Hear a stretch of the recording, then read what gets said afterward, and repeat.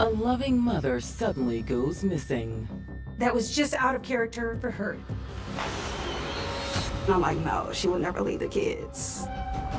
At this point, everybody is worried. Soon, police have reason to fear she isn't coming home. It looked like they were fighting.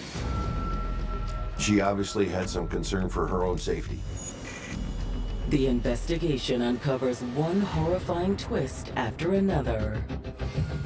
They were drugged just to keep them quiet. He grabs a knife and threatens to kill her. She had to escape by jumping out a bathroom window. They're not dealing with just a normal young man. They're dealing with a monster. And no amount of justice will ever make up for the wreckage left behind. He took everything from me. The children had unfortunately seen too much. It's like a bad dream. It will affect them for the rest of their lives. March 17th, 2013. It's Sunday afternoon in Flint, Michigan, a struggling industrial city an hour northwest of Detroit. Back in the 60s, Flint, Michigan was thriving. They had at that time a little over 200,000 residents. Unfortunately, all their financial eggs were in the big General Motors basket. When GM left town, it kind of took a lot of jobs with it. They lost a lot of population. Neighborhoods were deteriorating, homes shutting down. Ultimately, that just continued throughout the 80s and 90s. By 2013, the population had dwindled to about 100,000. And now another one of the city's residents has disappeared. 27-year-old mother, Tanisha Colton, had been missing for several days. After 48 hours with no contact, Tanisha's sister and her boyfriend's mother arrive at the Flint police station to file a report. We're here to file a missing persons report. They explain to detectives that Tanisha's boyfriend, Henry Connor, had shown up at his mother's home with the couple's children. He said, I haven't seen Tanisha since Friday night. And he had been unable to reach her. Desperate to locate Tanisha, Henry and his mother got Tanisha's sister involved. I don't know what could have happened. So I kept calling her. I was calling all the time. She didn't answer the phone, which is very unusual for her. Nobody's heard from her. To Tanisha's family, her absence without explanation is deeply troubling. Tanisha had 3 children that she loved very much. She built her life around her children. I just knew she wasn't gonna leave her kids. So I knew something was wrong.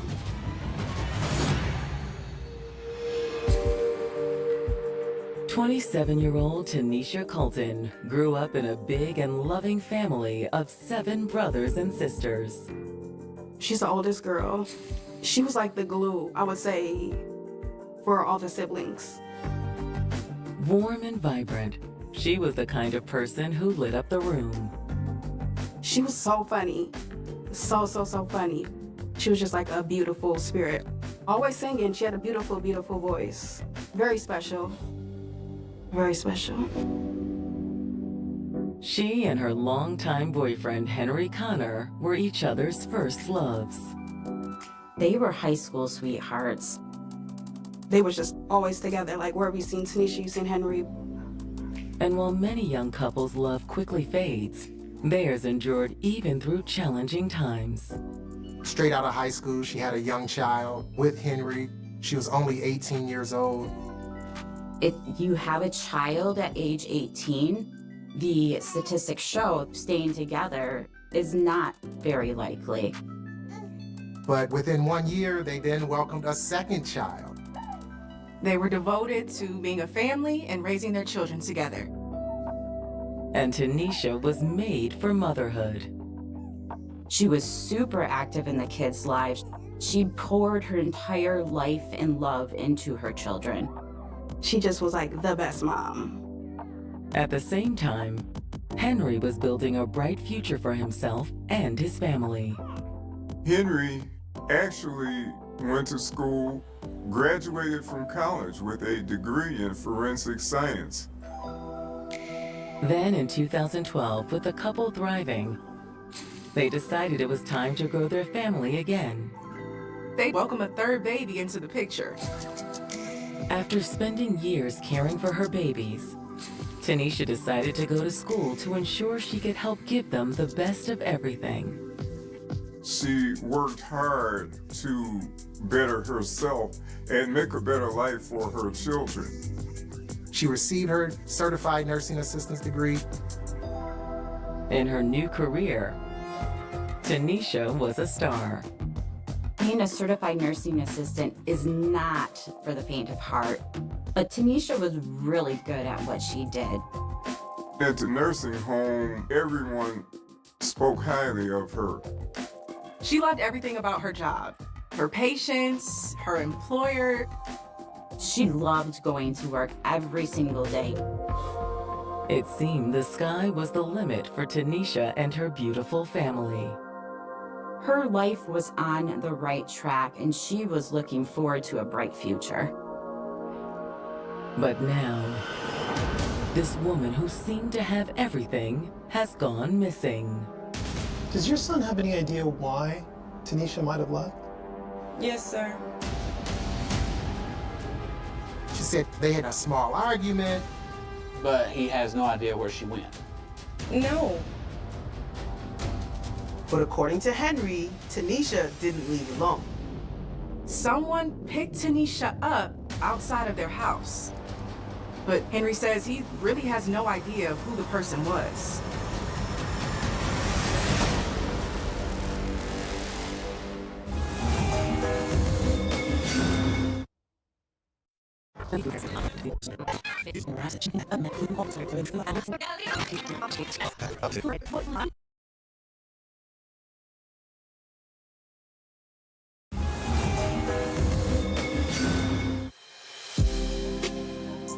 Fresh off the birth of their third child, things looked bright for high school sweethearts Tanisha Colton and Henry Connor. Unlike other high school sweethearts who kind of make up to break up, they stuck together. She started a new position at a Flint nursing home. Their life was going really well. Only now, Tanisha's sister and her boyfriend's mother have reported her missing to the Flint police. According to Henry's mom, Tanisha and Henry got in an argument Friday night and she just left the house. Someone picked Tanisha up, but Henry really has no idea of who the person was. Unable to reach Tanisha, her sister and boyfriend's mother had first gone to the nursing home where she worked to see if she might be there. Not only was she not there, but she was a no-call, no-show to work on Friday. And that was reason for concern for both her supervisor and her family. That was just out of character for her not to show up. She was a good employee. She always showed up at work. She never called off. Her boss at the time suggests that they go to the Flint Police Department. And then that's when we came to you. Her family's concerns certainly raise questions. To gain additional perspective, detectives need to understand more about the days leading up to her disappearance. We'd have to look a little deeper into the facts of the case, or what we know at that time. The detective would need to take a look at the story that Henry tells and interview Henry. We tried to establish a timeline from the last time he'd seen Tanisha and what they had done throughout that week leading up to her last being seen. But when asked specifically about the argument his mother mentioned, Henry makes it seem like it was no big deal. He never noted anything throughout the week of any significance, no disagreements really, that it was pretty much business as normal until we got right up to the last day that she was seen. He was very vague in his statements, but he did make reference indicating that they'd been arguing. However, he says when the argument escalated, they both just walked away. He went to the bedroom. Then he heard her leave the house. Henry assumed she had driven off in her vehicle until the next morning when he saw it still parked out front. She didn't take her car, so someone must have picked her up. And you have no idea who that could be? No. But he thought no matter what, Tanisha would have been back by now. It's been almost 48 hours. She was a very devoted mom. And all she took was her purse and her phone. Under the circumstances, it still seems possible Tanisha left to get some air. Tanisha was feeling a good deal of pressure. She had 3 children. She had a job. But police still can't rule out she might be in danger. They need to find out, who did she leave with? Was she with a friend? Or was she with someone who didn't have her best interest at heart? Was she in an accident? Or could she have fallen victim to a random crime? At the time, Flint was one of the most violent cities in the United States. Of course, there's another theory investigators can't rule out. Maybe there was something more to this argument with Henry. Did he know where she was? Did he have something to do with her disappearance? When police check his criminal record, it is mostly clean. As far as his criminal history, he had had some misdemeanor warrants, some things, but nothing that had immediately raised any flags to us. With nothing to indicate what really happened to Tanisha, police place a priority on trying to find her. There was Be on the Lookout. We set it up to broadcast through the LEAN system. LEAN is an acronym for Law Enforcement Information Network. It will connect us to all police agencies throughout the United States. It's a very rapid way of getting out information on a missing person. Law enforcement also contacts local hospitals. There is nobody by the name of Tanisha Colton admitted or in the ER. So detectives head to Tanisha's work to interview her supervisor. We'd like to ask you some questions. Sure. When was the last time you saw Tanisha? I actually saw Tanisha Wednesday night after her shift. Thursday was her day off, and Friday she was a no-show. And that's unusual? Yes, very unusual. She was very concerned. This wasn't like Tanisha. She was a model employee. She never had not shown up to work. That was one reason her supervisor suggested Tanisha's family call the police. Although she now admits there was more to it.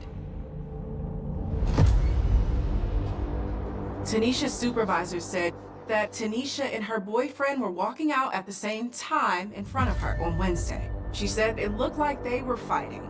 It was clear that Tanisha was really upset. And when they got in the car, this argument continued. She said Tanisha was very animated, was speaking a lot with her hands and her arms. Police wonder what this argument was about. This would be important to an investigator because it might establish a motive for Tanisha being missing.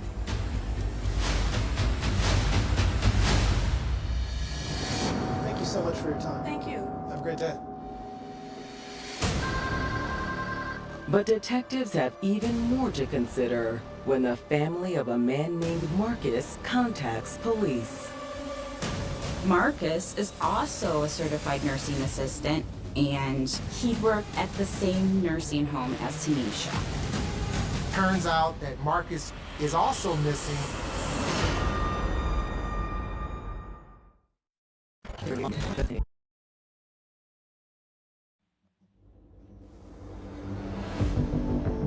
In Flint, Michigan, detectives have received word that 27-year-old Tanisha Colton isn't the only worker from a local nursing home that has recently gone missing. Turns out that Marcus, who's a 26-year-old male, is also missing. Could there be a connection between the two cases? 2 people from the same staff going missing around the same time seems unlikely to be a coincidence. Is this a possible love triangle? You see that? Hoping to learn more, investigators meet with Marcus's girlfriend, Kenya. She's very concerned that he's gone missing.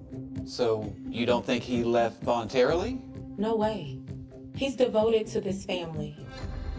Kenya states that she and Marcus have been dating for 5 years, and they have 2 beautiful children together. They also have 1 on the way. When they ask more about Marcus's job at the nursing home, Kenya reveals he quit last fall.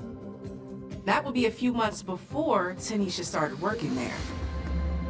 Maybe their simultaneous disappearances are just a coincidence after all. But then Kenya mentions the circumstances around Marcus's disappearance. Marcus left their apartment after receiving a phone call. Kenya did not know who called Marcus. He didn't state who it was. He just said that the person called him and needed a ride. Was it possible that the person on the phone was Tanisha? Do you know if Marcus knew anyone named Tanisha Colton? Doesn't ring a bell. To see if there might be a connection between the two, police subpoena bank and phone records for Tanisha. Was there a record of them having called each other? But the question of Marcus's whereabouts doesn't remain a mystery for long. 2 days after he's reported missing, police find his car in a Flint trailer park. They search the area. And his body is found underneath of a vacant trailer. He's dead, and his injury is a gunshot wound. Nothing at the scene seems to connect him to Tanisha. There is no evidence that might indicate they were together or even knew each other.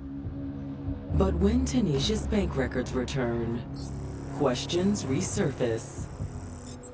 Thursday, Tanisha's bank card has been used at a gas station off of I-75, about 30 minutes from Flint. And then a few hours later, her bank card has been declined at a hotel in Toledo, Ohio.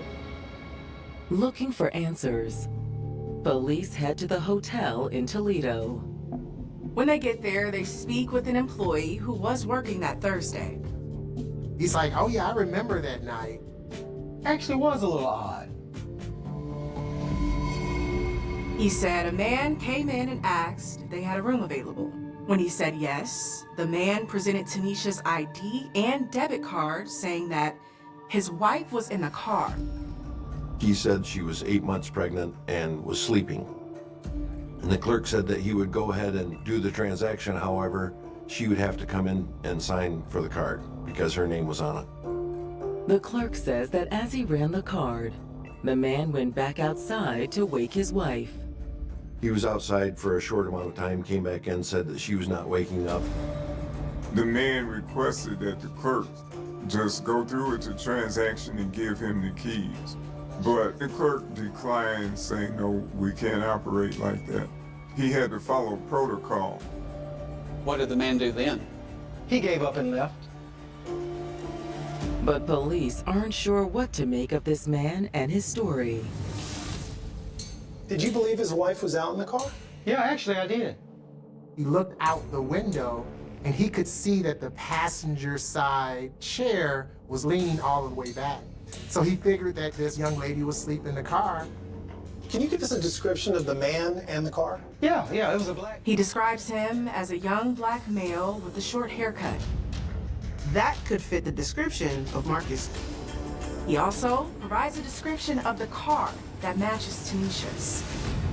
Hoping to determine once and for all who the man with Tanisha was, investigators asked to view the hotel's surveillance footage. And what they find is unexpected. When they look, there's no doubt of who tried to check into this hotel. But it was not Marcus. It was Tanisha's boyfriend, Henry Connor.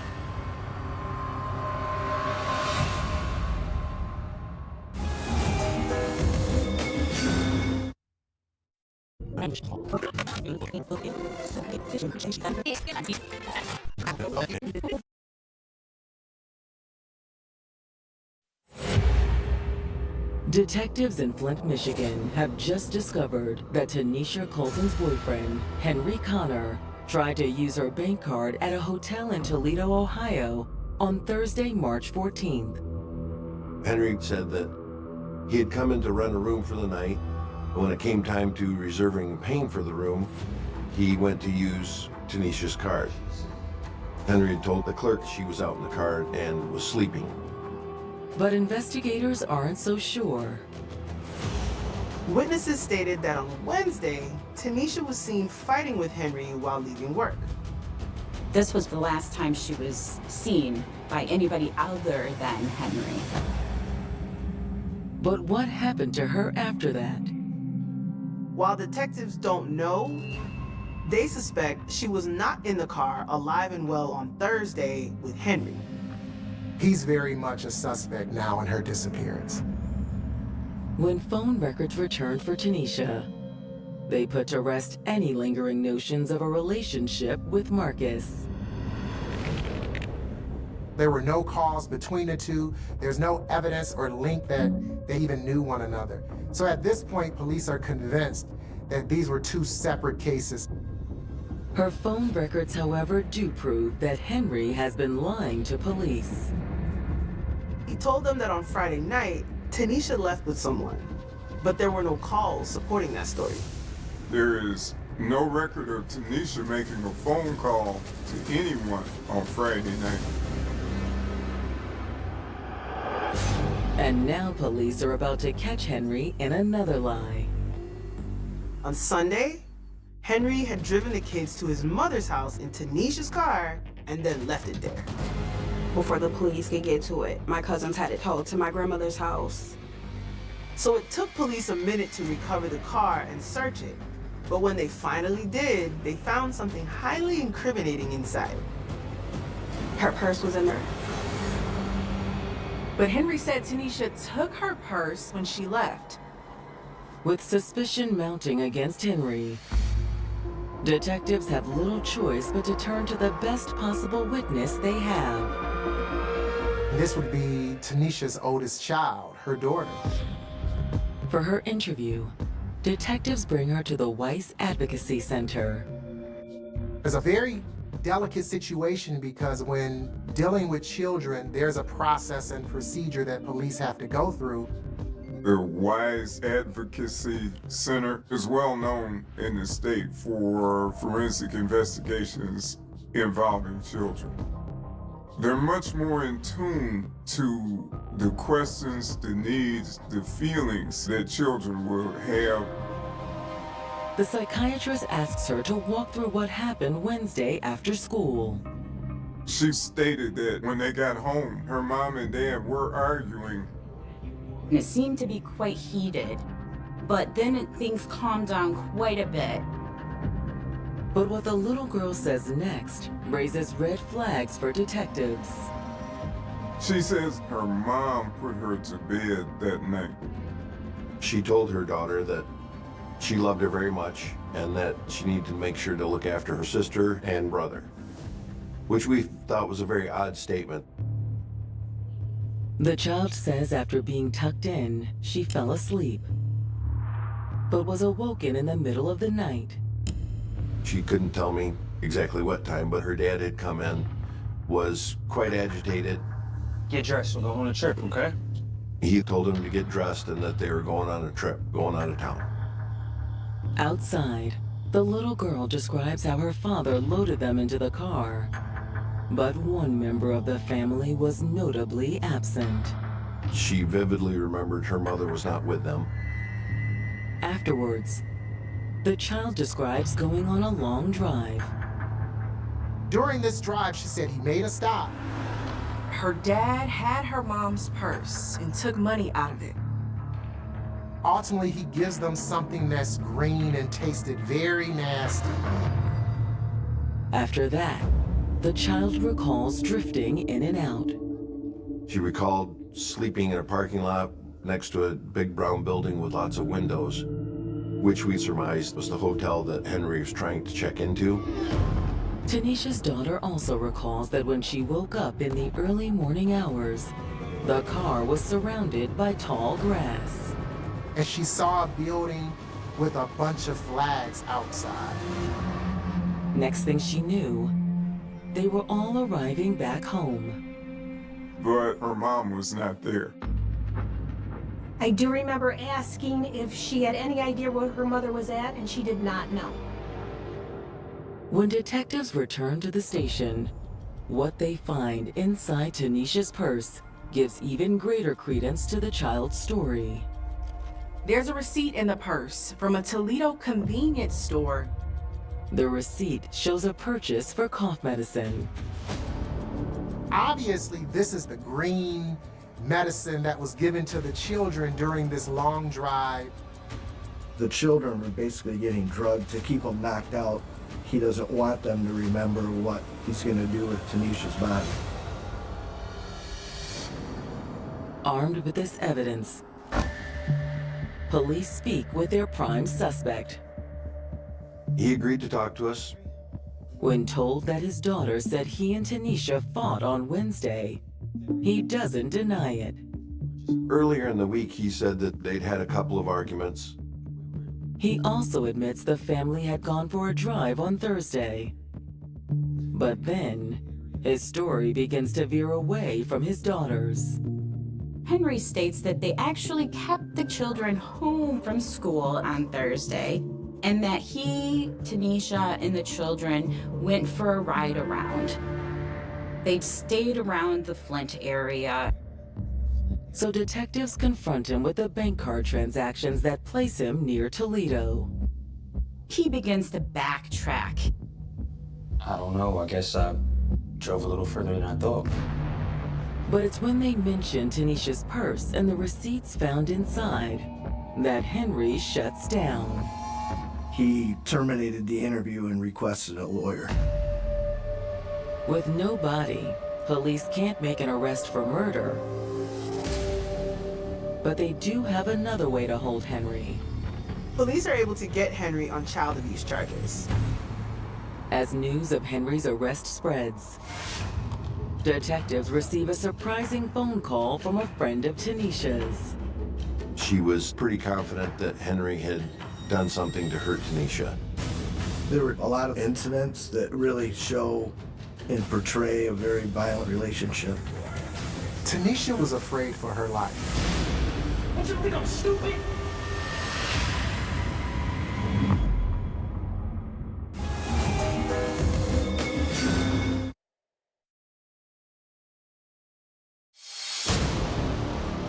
A friend of Tanisha Colton's has just told detectives about the tumultuous relationship between the missing mother and her boyfriend, Henry Connor.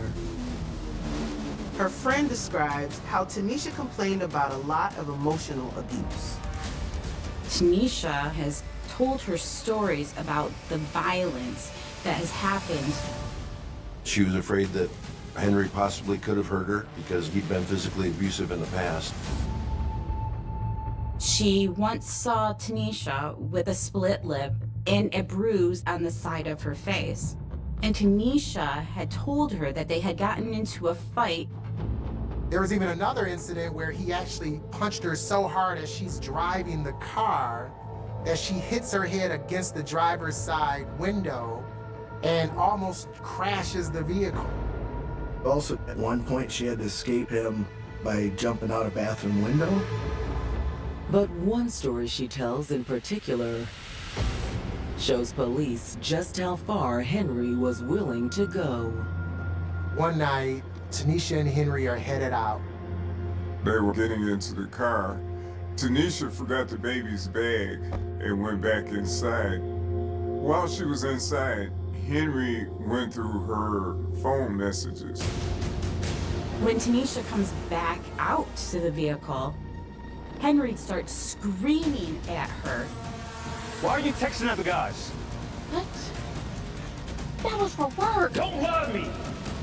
She's afraid. She runs and he chases after her with a knife and threatens to kill her. Huh? You think I'm stupid?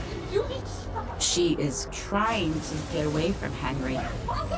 Henry grabs Tanisha, pulling her back towards their home. While it sounds like Tanisha was trapped in a torturous cycle of abuse, her friend explains that her ultimate goal was to leave. Back during Christmas of 2012, Tanisha had reached out to her and said, look, I have to get out of this. She was very strong and a determined young lady. She had a plan in place. She was looking at different houses and was saving up money in hopes that she can get away from Henry. But the best laid plans can easily unravel. Henry found out about Tanisha wanting to leave. He gets even more possessive of her, and he just becomes even more physically violent. The most dangerous time for a woman who is involved in a domestic violence situation is right before she's going to leave. That these type of situations end in a death is not uncommon. Still, Tanisha's family refuses to give up hope. We made flyers. We went into a lot of abandoned buildings, houses, fields. Tierra and the family does some Facebook posts. Along the way, the family is touched to have strong community support. The community really pulled together for her. There were a lot of searches. They had police lines. It was broadcast on the local news stations. The entire community was very concerned about what had happened to Tanisha Colton. It was so beautiful to see a city rally behind a mother that they know is a good mother. And her children, they wanted to protect them as well as find her. The search is still underway when on March 25th, a shocking discovery occurs 70 miles from Flint in the rural town of Carlton. There was someone driving on this country road. He notices what he thought was some debris or that someone had dumped some trash along the road. People thinking. But when he looks closer, he makes a gruesome discovery. It's not the garbage that he thought it was, actually. It's a woman's dead body.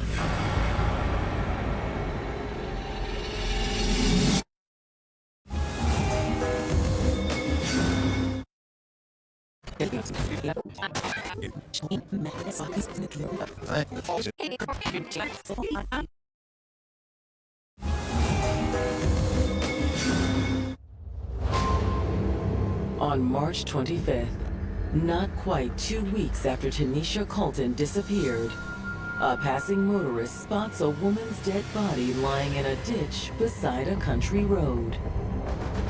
She was wrapped up in some type of bedding. She is face down in the ditch. He immediately contacted the police.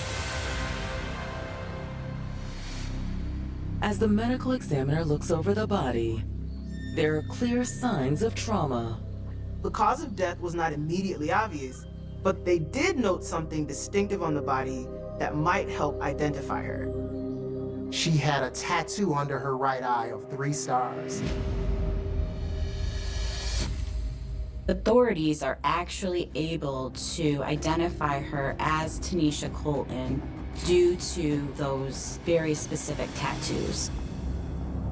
With Tanisha's body removed for autopsy, state police contact the Flint detectives, who immediately head to the scene. We were actually off duty and came into work to drive down. And nearby, they find plenty to corroborate Henry's daughter's story. There was tall grass in the area. And just as Tanisha's daughter had reported, they do find a building with several flags. They're beginning to connect the dots. But Flint detectives now face the difficult task of notifying Tanisha's family. Death notifications are probably up in the top 3 worst parts of doing our job. Especially with a family like this, you could tell that they were close-knit just by the concern that they were conveying to us. Part of me was relieved they found her, but then I knew I was never going to see her again. So that's still something I'm struggling with because she was my best friend. Her family is also saddened that Tanisha never shared with them how bad things really were. We were in the dark. I really feel like she felt she was alone or that she didn't have anybody that she could go to. So I really wish that I could tell her that she didn't have to be so closed in or private. When autopsy results return, Tanisha's exact cause of death remains unclear. The chief medical examiner determined it to be undetermined, but found the manner of death to be homicide, and she could not rule out asphyxia. With the autopsy complete, the case against Henry moves forward. He was charged with the homicide of Tanisha Colton. There are no charges, however, against him in Marcus's murder. Police arrested another man for Marcus's murder. In the end, the deaths of these two healthcare workers from the same facility were just a very sad coincidence. Marcus's death had nothing to do with Tanisha. But police remain certain they have the right man in Tanisha's murder. Based on the evidence, detectives believe that Tanisha wanted out of the abusive relationship. Henry was not going to accept it. He was not going to be in control anymore. So he ultimately killed her. Prosecutors suspect that when Tanisha and Henry left the nursing home on March 13th, they were arguing about her plans to leave him. That argument transferred all the way into their home. Once the kids were in bed, things only escalated. Henry did harm to Tanisha. He possibly used an object, or he used his hands to asphyxiate or strangle her. If you want to cause that type of harm to a young lady, it doesn't take a lot of effort, unfortunately. Realizing what he had done, Henry panicked. He took her body to her vehicle, put her into the trunk of the car, then returned back to the house. He woke the children back up, put them in the vehicle. On their drive, he stopped at a gas station where he bought cough syrup to silence his children. They were drugged just to keep him quiet so he could do the things that he did. But prosecutors presume that before he could dispose of the body, exhaustion overtook him. So Henry attempted to check into a hotel with Tanisha's card. But the clerk was not going to allow him to purchase that room unless the car holder was actually the one who came in and signed. At that point, Henry gave up and just left. Then, after sleeping in the car, Henry disposed of Tanisha's body. He ultimately dumps her body just outside of Toledo in Carlton, Michigan, and then heads back home to Flint. The case against him is strong.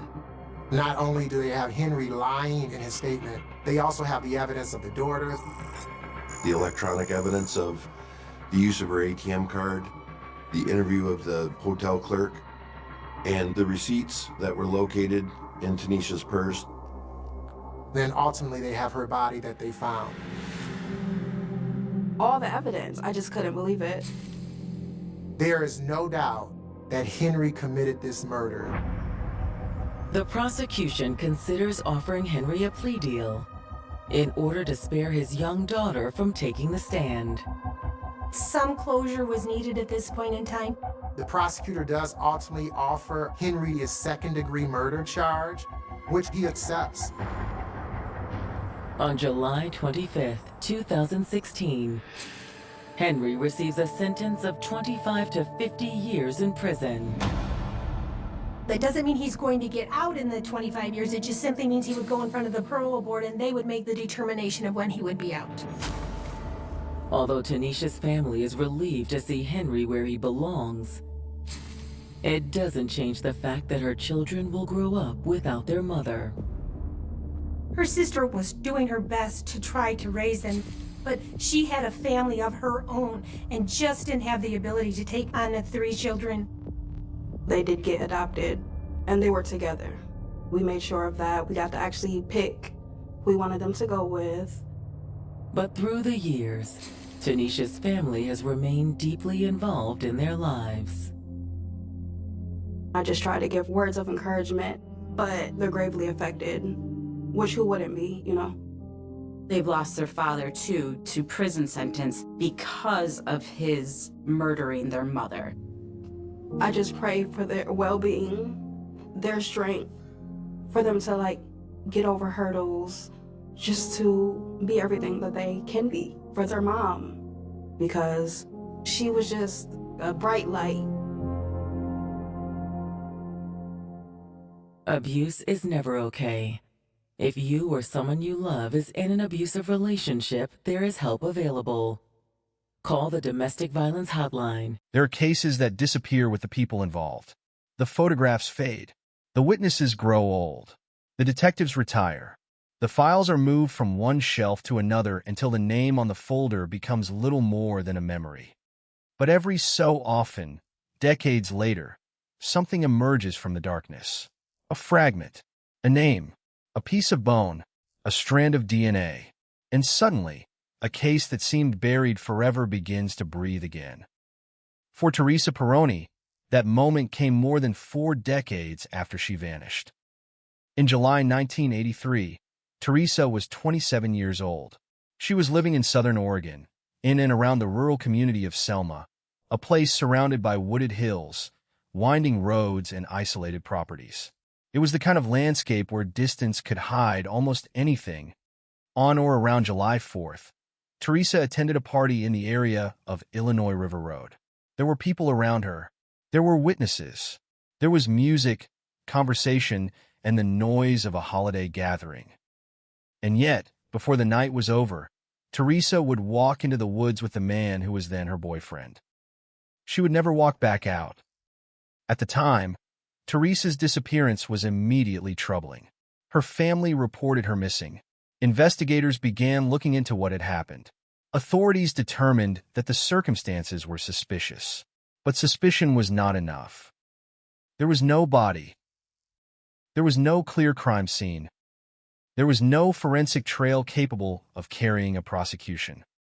And there was no evidence strong enough to bring charges against the man who had been with her shortly before she disappeared. That man was Mark Sanfratello, who was 29 years old at the time. According to investigators and records later cited in the case, Teresa and Sanfratello had argued during the party. The dispute reportedly involved Teresa's relationship with another man.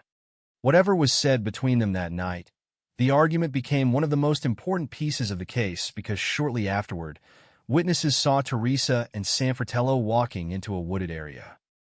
That was the last confirmed sighting of Teresa alive. Imagine the scene. A summer night in Oregon. A holiday gathering. People nearby. A young woman walking away from the party. A man beside her. Then the trees swallow them. Minutes pass. The party continues. People talk. People drink. The night moves forward. But Teresa does not return. When her family realized she was missing, the machinery of an investigation began. Deputies searched. Questions were asked. Witnesses were interviewed. Investigators examined what they could find, but the woods offered almost nothing. The case became one of those terrible mysteries where everyone knows something happened, but nobody can prove exactly what. For Teresa's family, the uncertainty was not temporary. It became their life. There was no funeral in the conventional sense, no final goodbye based on confirmed remains, no grave where relatives could stand and say that she was finally home.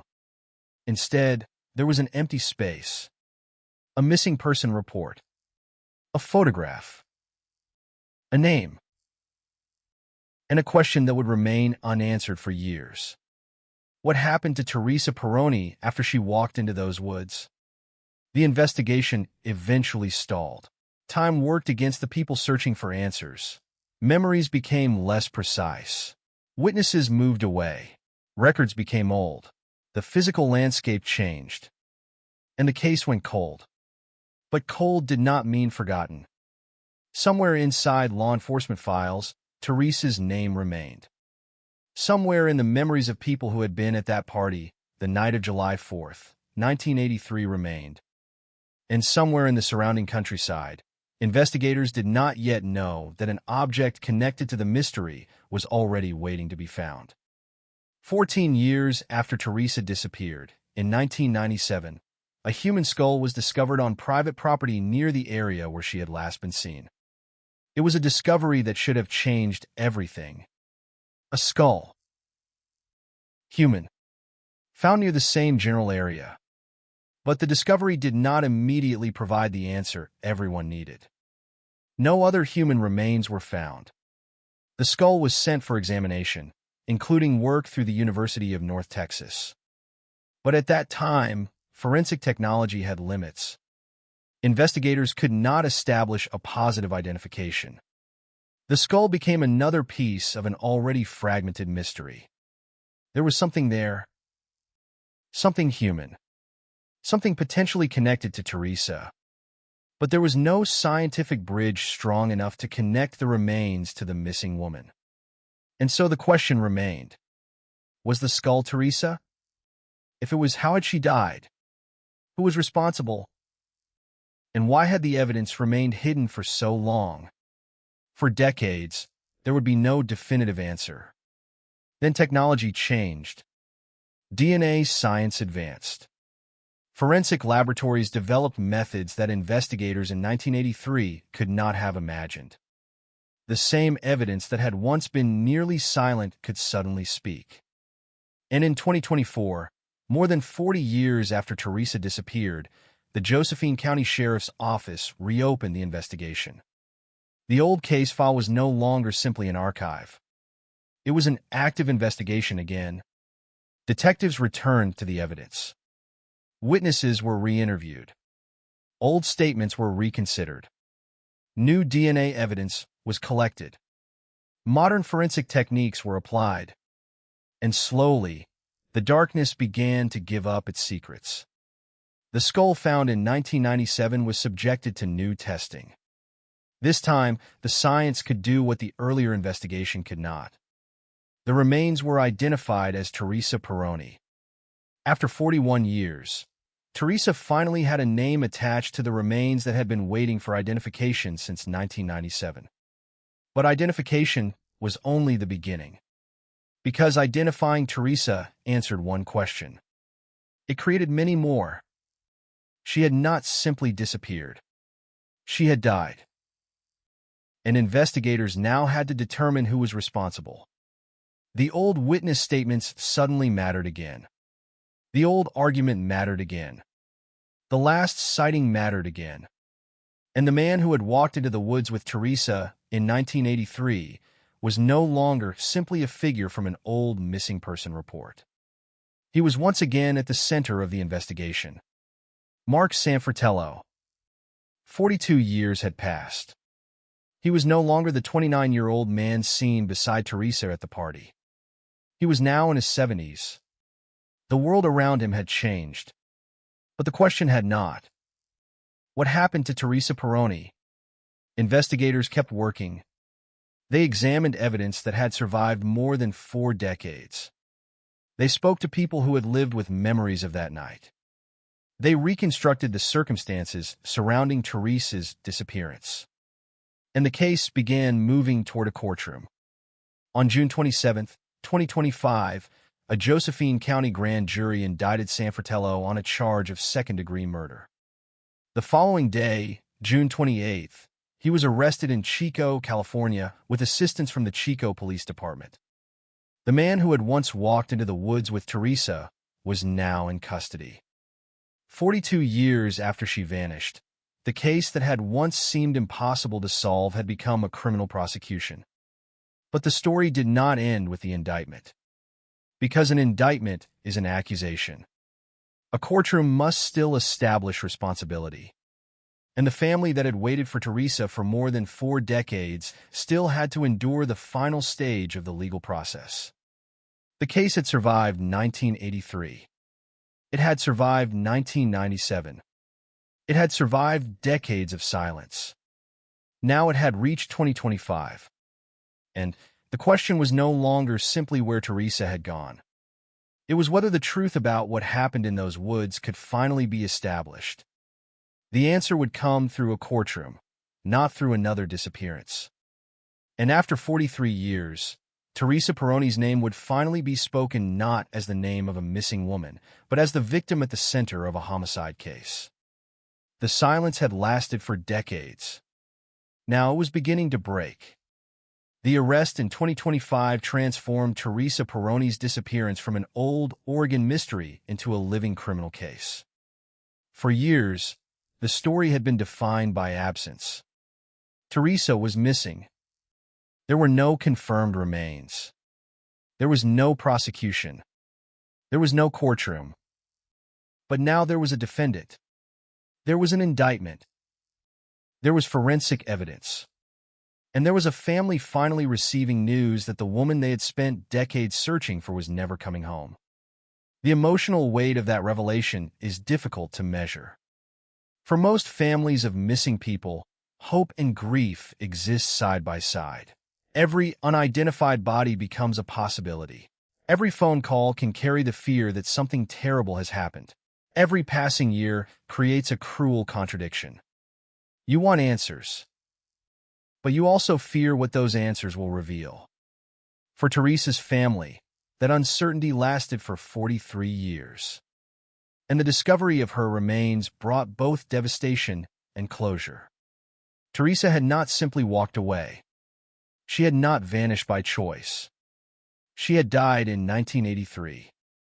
And investigators believed the person last seen with her was responsible.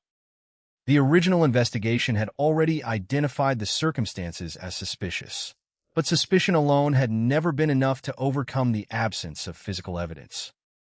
That was the problem with cold cases in the era before modern forensic technology. Time did not simply make witnesses forget. Time erased evidence. Rain washed away traces. Land changed. Buildings appeared. Buildings disappeared. Objects were discarded. People died. Memories became uncertain. But the 1997 discovery of the skull had preserved one crucial piece of the story. It was there, waiting. For decades, the remains could not be identified. Then DNA technology caught up with the evidence. This is one of the defining features of modern cold case investigations. The investigator does not necessarily find new evidence.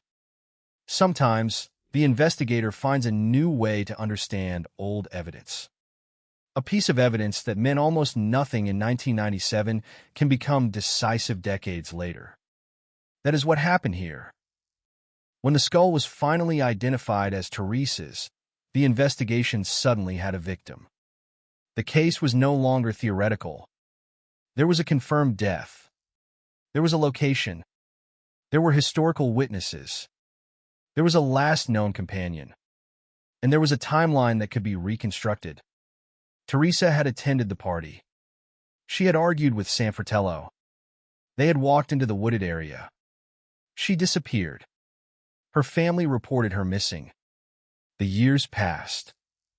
A human skull was found nearby. Modern DNA testing eventually identified it as Teresa. The case reopened. Investigators returned to the witnesses. They returned to the evidence. And they returned to San Fratello. The passage of time did not erase his connection to Teresa's last known moments.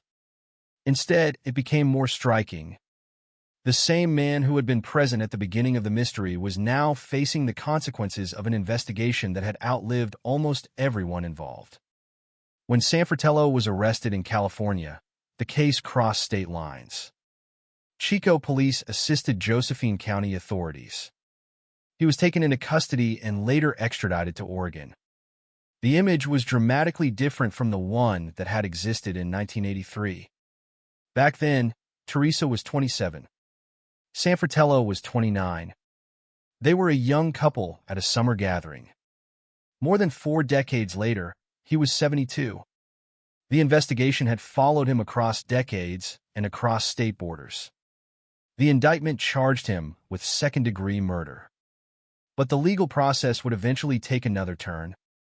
In April 2026, Oregon Attorney General Dan Rayfield announced that Sanfratello had pleaded guilty to first-degree manslaughter. He was sentenced to 20 years in prison. Under the plea agreement, he would serve a minimum of 10 years. The case that had begun with a disappearance had finally reached a legal resolution. And that distinction matters. The headline might say the case was solved. But for Teresa's family, solving the case could never mean restoring what had been taken. 43 years had passed. 43 birthdays. 43 anniversaries of the disappearance. 43 years of unanswered questions. The Oregon Department of Justice described it as a 43-year wait for an answer. That number is more than a statistic. It is the measure of a family's endurance. It is the distance between the young woman Teresa was in 1983 and the elderly defendant who stood in court in 2026. It is the distance between an investigation conducted with the technology of the early 1980s and one conducted with modern forensic science. And it is the distance between a missing person case and a homicide conviction. But even after the guilty plea, questions remain in the public imagination. What exactly happened in the woods? What caused Teresa's death? How was her body concealed? How did the skull come to rest on the property where it was eventually discovered? And what had Sanfratello said about Teresa's disappearance during all those years? Publicly available authorities have not released every detail of the evidence or every circumstance surrounding Teresa's death. That is important. A true crime narrative can create the illusion that every unanswered question has an answer. But real investigations do not work that way. Some details remain sealed. Some evidence is known only to investigators. Some memories are contradictory. And some questions may never receive a public answer. What is known is powerful enough. Teresa Peroni disappeared after attending a party near Selma. She was last seen walking into the woods with Sanfratello. Her disappearance was considered suspicious. The investigation did not produce enough evidence for prosecution at the time. 14 years later, a human skull was found nearby. The skull remained unidentified. Decades passed. The case was reopened in 2024. Modern DNA testing identified the remains as Teresa. Investigators built a new case. A grand jury indicted Sanfratello in June 2025. He was arrested in California. He was extradited to Oregon. And in 2026, he pleaded guilty to first-degree manslaughter and received a 20-year sentence. That sequence of events is the spine of the case. Everything else exists in the shadows around it. And perhaps that is why Teresa's story is so haunting. Because the case was not solved by one dramatic discovery in the forest. It was solved by persistence, by evidence that survived, by technology that changed, by investigators willing to reopen an old file, and by the simple refusal to accept that 40 years was too long to keep looking. For decades, Teresa's name existed in the uncomfortable space between life and death. Now there is certainty. She died. Her remains were identified. The man responsible pleaded guilty. But certainty does not erase grief. It only gives grief a place to stand. And for Teresa's family, that place had been waiting since the summer of 1983. The landscape where Teresa Peroni disappeared had been changing for decades. Trees grew. Properties changed hands. Roads carried new traffic. People who once knew every detail of the area became older. Some died. Others moved away. But beneath all those changes, the original mystery remained. The woods had kept their secret. For a long time, nobody knew exactly where Teresa had gone after she disappeared from the party. There were no modern surveillance cameras recording the road. No smartphones. No digital location data. No electronic trail. In 1983, an investigation depended heavily on human memory and physical evidence. And both could disappear. That is why the early hours of a missing person investigation are so critical. A witness remembers what they saw. A footprint may still exist.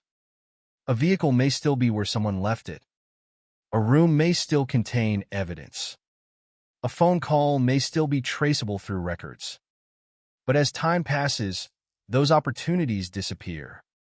Teresa's case entered that difficult territory. The initial investigation recognized something was wrong. Yet recognizing a suspicious disappearance and proving a homicide are very different things. There was no confirmed body. There was not enough evidence to establish probable cause for prosecution. And the case eventually became dormant. The years that followed were not silent in the absolute sense. There was still a file. There were still records. There were still people who remembered Teresa. But there was no decisive breakthrough. Then came 1997. A human skull was discovered on nearby private property. It was an extraordinary discovery. Imagine being the person who finds it. One moment, an ordinary piece of land. The next, a fragment of human history. Investigators responded. The skull was recovered and examined. But the crucial question remained unanswered. Whose skull was it? At the time, investigators could not make a positive identification. Without identification, the discovery could not provide the closure Teresa's family needed. It was another mystery. A second cold case hidden inside the first. For years, the remains remained unidentified. Then forensic science advanced. DNA changed the rules. The science of identification had become dramatically more precise. Genetic material could now establish relationships and identities that earlier investigators could only speculate about. When the Teresa Peroni case was reopened in February 2024, investigators were able to use new DNA evidence and modern forensic techniques. The old skull was no longer merely an unidentified object. It became a potential key. The University of North Texas Center for Human Identification played an important role in the forensic work. The result was decisive. The remains were identified as Teresa Peroni. That single scientific conclusion changed the investigation. But it also changed the emotional reality for Teresa's family. For 41 years, they had not known exactly what happened to her. Now they knew the worst. Teresa was dead. The disappearance had become a homicide investigation. And investigators now had to confront the central question. Who killed her? The historical circumstances immediately became significant. Teresa had been last seen with Sanfratello. The two had been dating. They had reportedly argued during the party. Then they walked into the woods. She never returned. None of those facts alone proves murder. But together, they formed the foundation of the renewed investigation. Detectives began re-interviewing witnesses. This is another crucial element of cold case work. A witness who was interviewed in 1983 may remember something differently in 2024. But that does not automatically make the new memory useless. Investigators can compare old statements with new ones. They can identify inconsistencies. They can discover details that were previously overlooked. They can ask questions that were not asked the first time. And they can combine testimony with evidence that did not exist before. The case was no longer being investigated through the lens of 1983. It was being investigated through 2024. That difference was enormous. The Josephine County Sheriff's Office worked with the Oregon Department of Justice and the Josephine County District Attorney's Office. The investigation gathered evidence. The pieces began to align. Then, on June 27, 2025, the grand jury returned an indictment charging Sanfratello with second-degree murder. The next day, authorities arrested him in Chico, California. The distance between Oregon and California suddenly seemed insignificant. For decades, the case had been unable to move. Now it was moving rapidly. Sanfratello was extradited to Oregon. He appeared in court, and the name Teresa Peroni was once again attached to a homicide prosecution. For the public, the arrest was the dramatic turning point. For investigators, it was the result of months of work. For Teresa's family, it was something else entirely. It was the moment when the man connected to Teresa's last known moments was finally being forced to answer in court. But the legal system has its own rhythm. Evidence must be presented. Charges must be defended. Prosecutors must meet their burden. And defendants have constitutional rights. The state could not simply point to the passage of time and declare guilt. The case had to survive scrutiny. The evidence had to be strong enough. The prosecution had to be prepared. And Sanfratello had to decide how he would respond. Initially, he faced a second-degree murder charge. Then came the plea agreement. In April 2026, he pleaded guilty to first-degree manslaughter. The sentence was 20 years. At least 10 years would have to be served. The defense indicated that Sanfratello had strong motivation to resolve the matter because of a complex health issue and an urgent need for treatment. The plea ended the long legal uncertainty. There would be no prolonged murder trial. No jury would have to hear every detail in open court.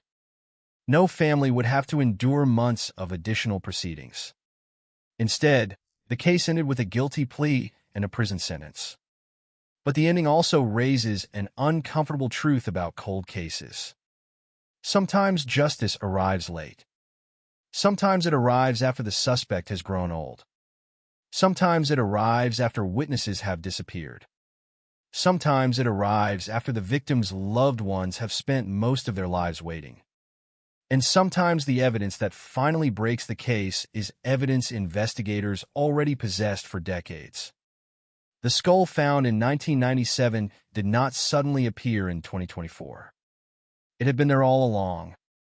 What changed was the ability to understand it. That is perhaps the most haunting element of Teresa's story. The answer was not necessarily somewhere far away. It may have been sitting inside an evidence system, waiting for science to catch up. The case demonstrates why cold cases remain active possibilities rather than dead ends.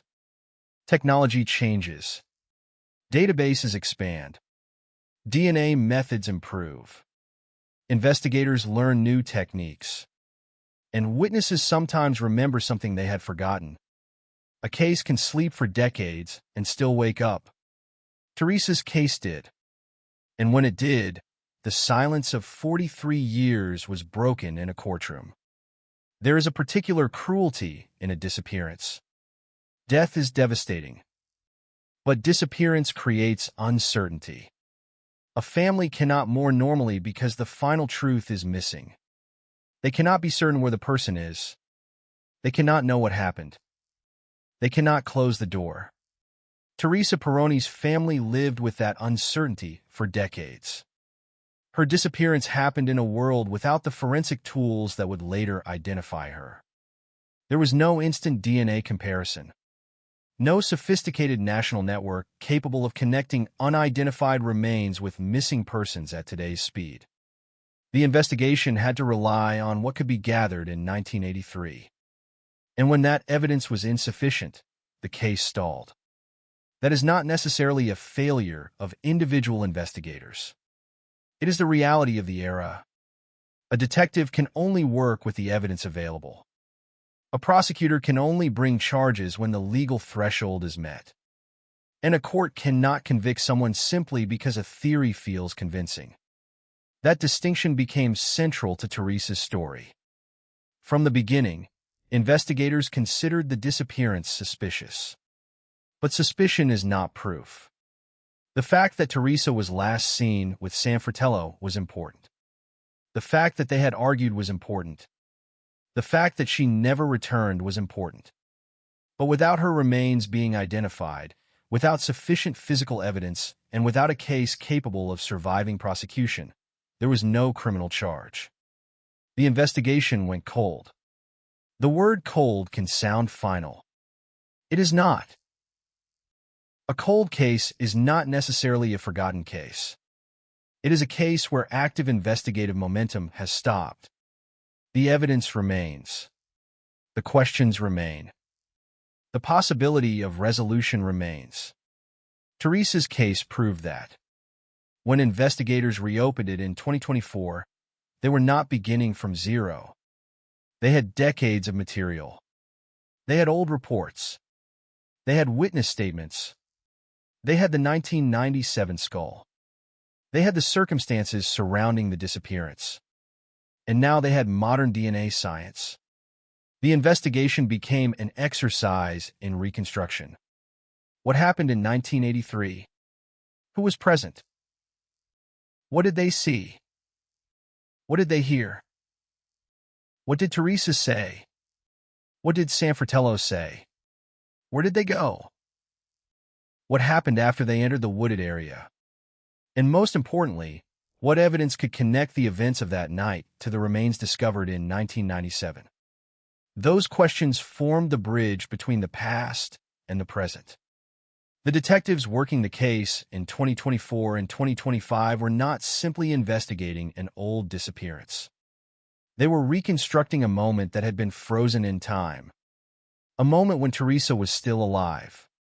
A moment when witnesses saw her. A moment before the woods became the last known location in her life. The investigation eventually produced enough evidence for a grand jury. On June 27, 2025, the indictment was returned. The charge was second-degree murder. The case was now public. The arrest followed the next day in Chico, California. Suddenly, a case that had been dormant for decades was being discussed across Oregon and beyond. The story captured attention because it contained all the elements of a classic cold case. A young woman disappears. A boyfriend is the last known person with her. A human skull is found years later. The remains remain unidentified. Modern science reopens the case. The suspect grows old. Then, decades later, police arrive. But real life is rarely as clean as a headline. The case did not produce a cinematic confession at the moment of arrest. It did not reveal every missing detail.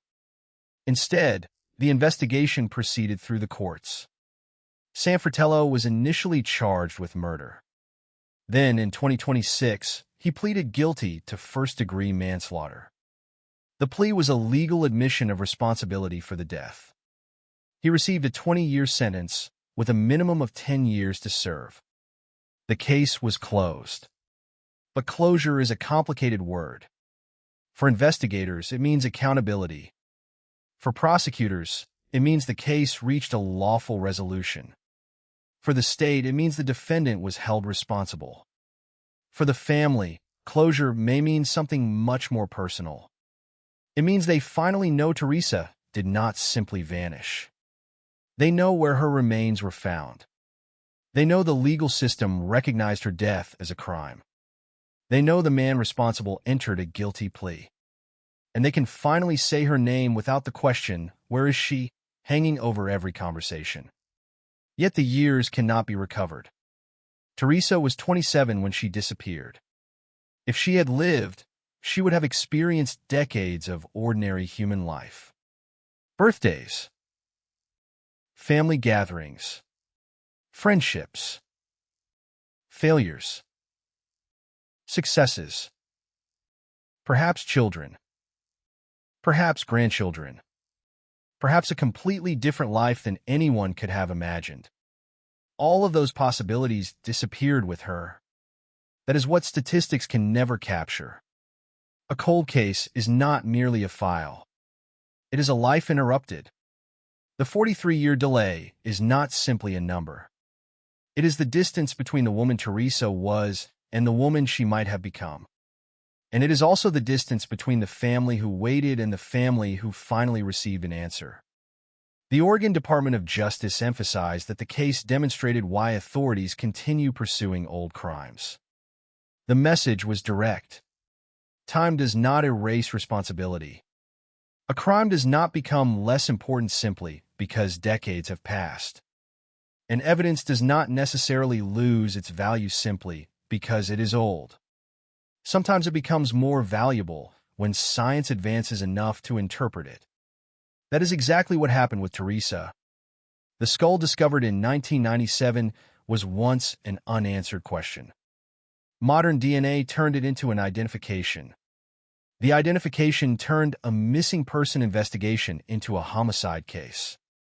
The renewed investigation turned suspicion into a prosecution. And the prosecution ultimately ended in a guilty plea. That sequence is what makes the case so extraordinary. Not because every mystery was solved. Not because every detail became public. But because the case refused to remain frozen. The investigation moved. Science moved. The justice system moved. And Teresa's name moved from the missing person files into the official record of a resolved homicide. Still, one image remains impossible to escape.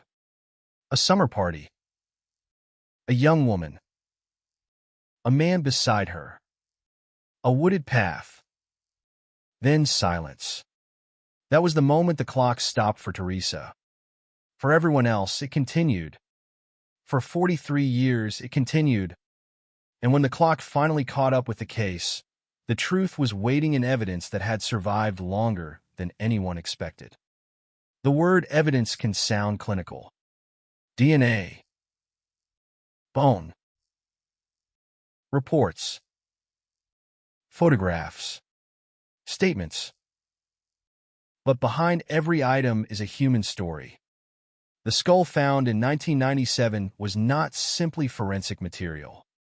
It was the remains of a woman whose family had spent years wondering where she was. The DNA test was not simply a laboratory result. It was the moment an unidentified victim became Teresa Peroni again. That transformation matters. For years, unidentified remains are often described by numbers. A skull. A Jane Doe. An unknown victim. A case file. But identification restores something. A name. A history. A family.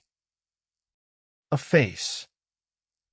Teresa had been missing since 1983. The discovery of the skull in 1997 meant investigators had found something potentially significant. But without identification, the family still did not know.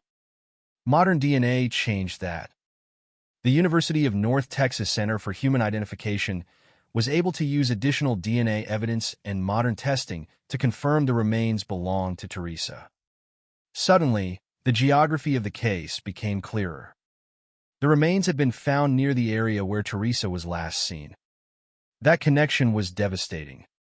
It confirmed what the family had feared. Teresa had not simply left. She had died. The investigation could now focus on accountability. That process included renewed interviews. Old witnesses were contacted again. Memories were revisited. Investigators examined the case through a modern lens. This is where cold case detectives often face a strange paradox. Time is the enemy. But time can also become an investigative tool. People who were young in 1983 may be more willing to speak decades later. Relationships change. Loyalties change. People who once protected someone may no longer feel the same obligation.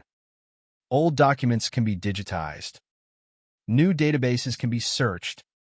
Scientific methods can reveal information that was invisible before. And suspects grow older. Their lives change. Their circumstances change. Their ability to maintain an old story may weaken. In Teresa's case, the investigation ultimately reached San Fratello. He was 72 when he was arrested. He had spent more than 4 decades living with the unresolved case surrounding Teresa's disappearance. The arrest did not happen in Oregon. It happened in Chico, California. That detail is significant because it illustrates another feature of long-running investigations. Time can move people far away from the original crime scene. But geography does not necessarily break an investigative connection.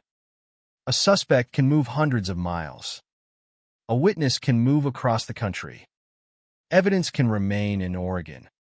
DNA can remain in a laboratory. A cold case can cross borders. And investigators can follow it. The Josephine County Sheriff's Office worked with other agencies to bring the case forward. Sanfratello was arrested without the mystery disappearing into another jurisdiction. He was eventually extradited to Oregon. The courtroom process began. The original charge was second-degree murder. For a family that had waited 42 years for an arrest, this was a profound moment. But an arrest is not the same as a conviction. That distinction is fundamental. A defendant remains entitled to due process. The prosecution must prove its case. And the legal system must follow its rules even when the underlying crime is decades old. The case ultimately did not proceed to a full murder trial. Instead, Sanfratello pleaded guilty to first-degree manslaughter. The sentence was 20 years. At least 10 years must be served. His defense said he had a strong motivation to resolve the case because of a complex health issue and the need for treatment. The plea brought the legal proceedings to an end, and it also created a final official record of responsibility. The case was no longer an unsolved disappearance. It was a resolved homicide. Yet the public often wants more. True crime audiences want to know every detail. They want the precise moment, the exact motive, the weapon, the location, the final words, the hidden secret. But responsible reporting must distinguish between what is known and what remains unknown.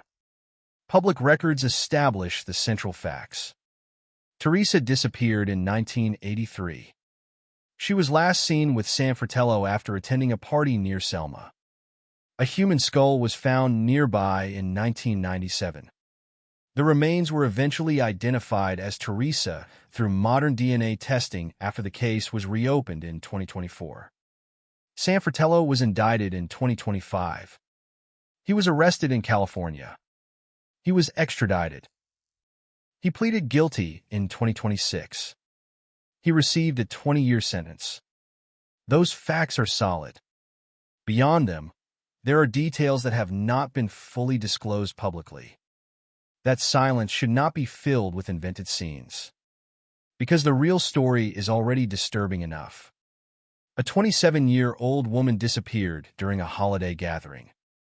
Her family spent decades without answers. Her remains were found years later, but remained unidentified. The case waited. Science advanced.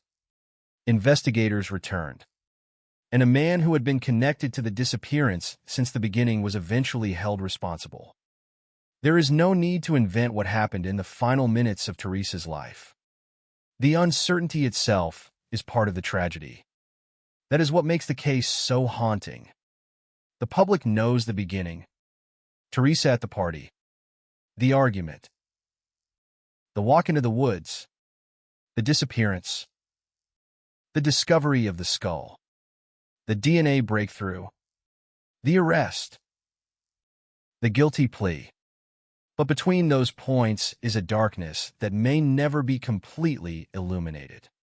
And perhaps that is the hardest part for the people who loved her. A conviction can answer who was responsible. It cannot reconstruct the missing hours. It cannot restore the young woman who entered the woods. It cannot return 43 years to her family. Justice can impose a sentence. It cannot reverse time. That is why cold cases remain more than criminal investigations. They are battles against time itself. Every year that passes seems to strengthen the silence.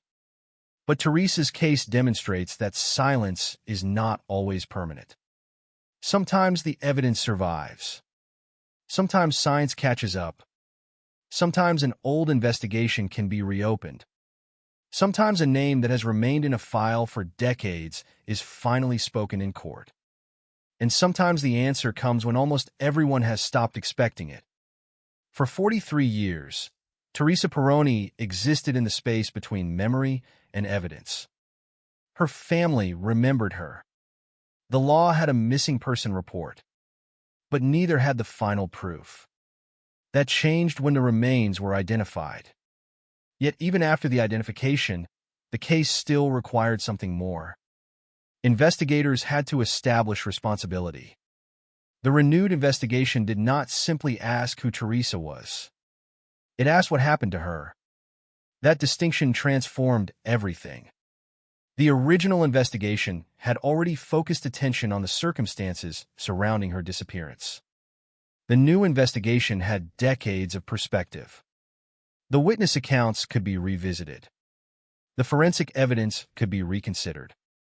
The 1997 discovery could finally be understood. And the entire timeline could be examined with tools unavailable in 1983. Modern forensic science is often described as though it solves cases automatically. It does not. DNA is powerful. But DNA does not tell investigators every detail of a crime. It does not automatically establish motive. It does not reconstruct every minute. It must be interpreted within a larger evidentiary framework. In Teresa's case, the DNA identification established the identity of the remains. That was a crucial breakthrough. The investigation then had to connect the circumstances surrounding her disappearance to the person ultimately charged. The last sighting became important again. Teresa had been seen with Sanfratello walking into a wooded area. She did not return. Her family reported her missing. The disappearance was considered suspicious. The skull was found nearby years later, and the case eventually produced an indictment. This is how a cold case is often rebuilt. Not with one magical clue, but with a chain. One fact connects to another. One piece of evidence gives meaning to another.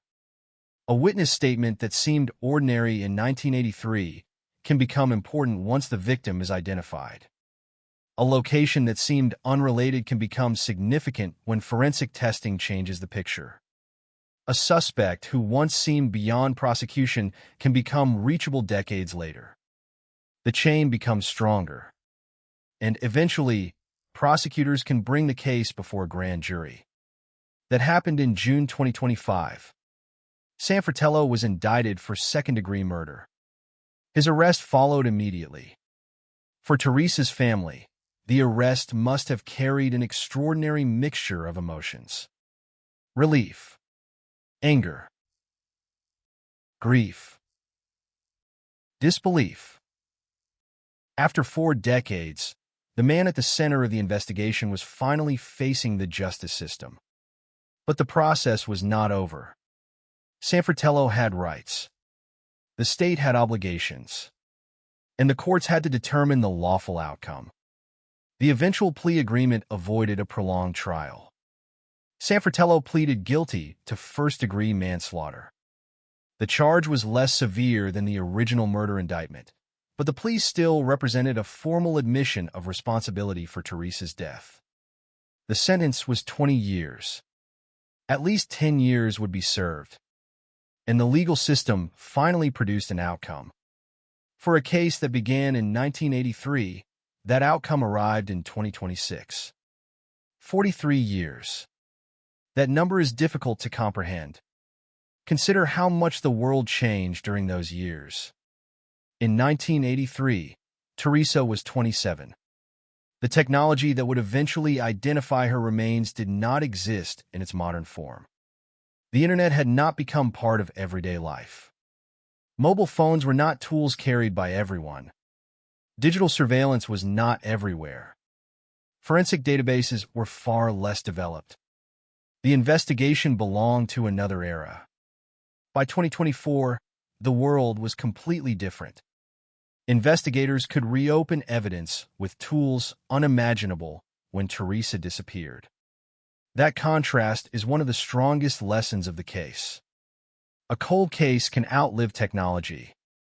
Evidence collected in one generation can become useful in another. That means time does not always destroy the possibility of justice. Sometimes it delays it. Teresa's case also demonstrates the importance of unidentified remains investigations. A person can disappear without leaving an obvious trail. But physical remains may eventually be found. The challenge is identifying them. When identification fails, the victim can remain unknown for years. When identification succeeds, an entire investigative history can suddenly emerge. In Teresa's case, the 1997 skull became the bridge between two eras.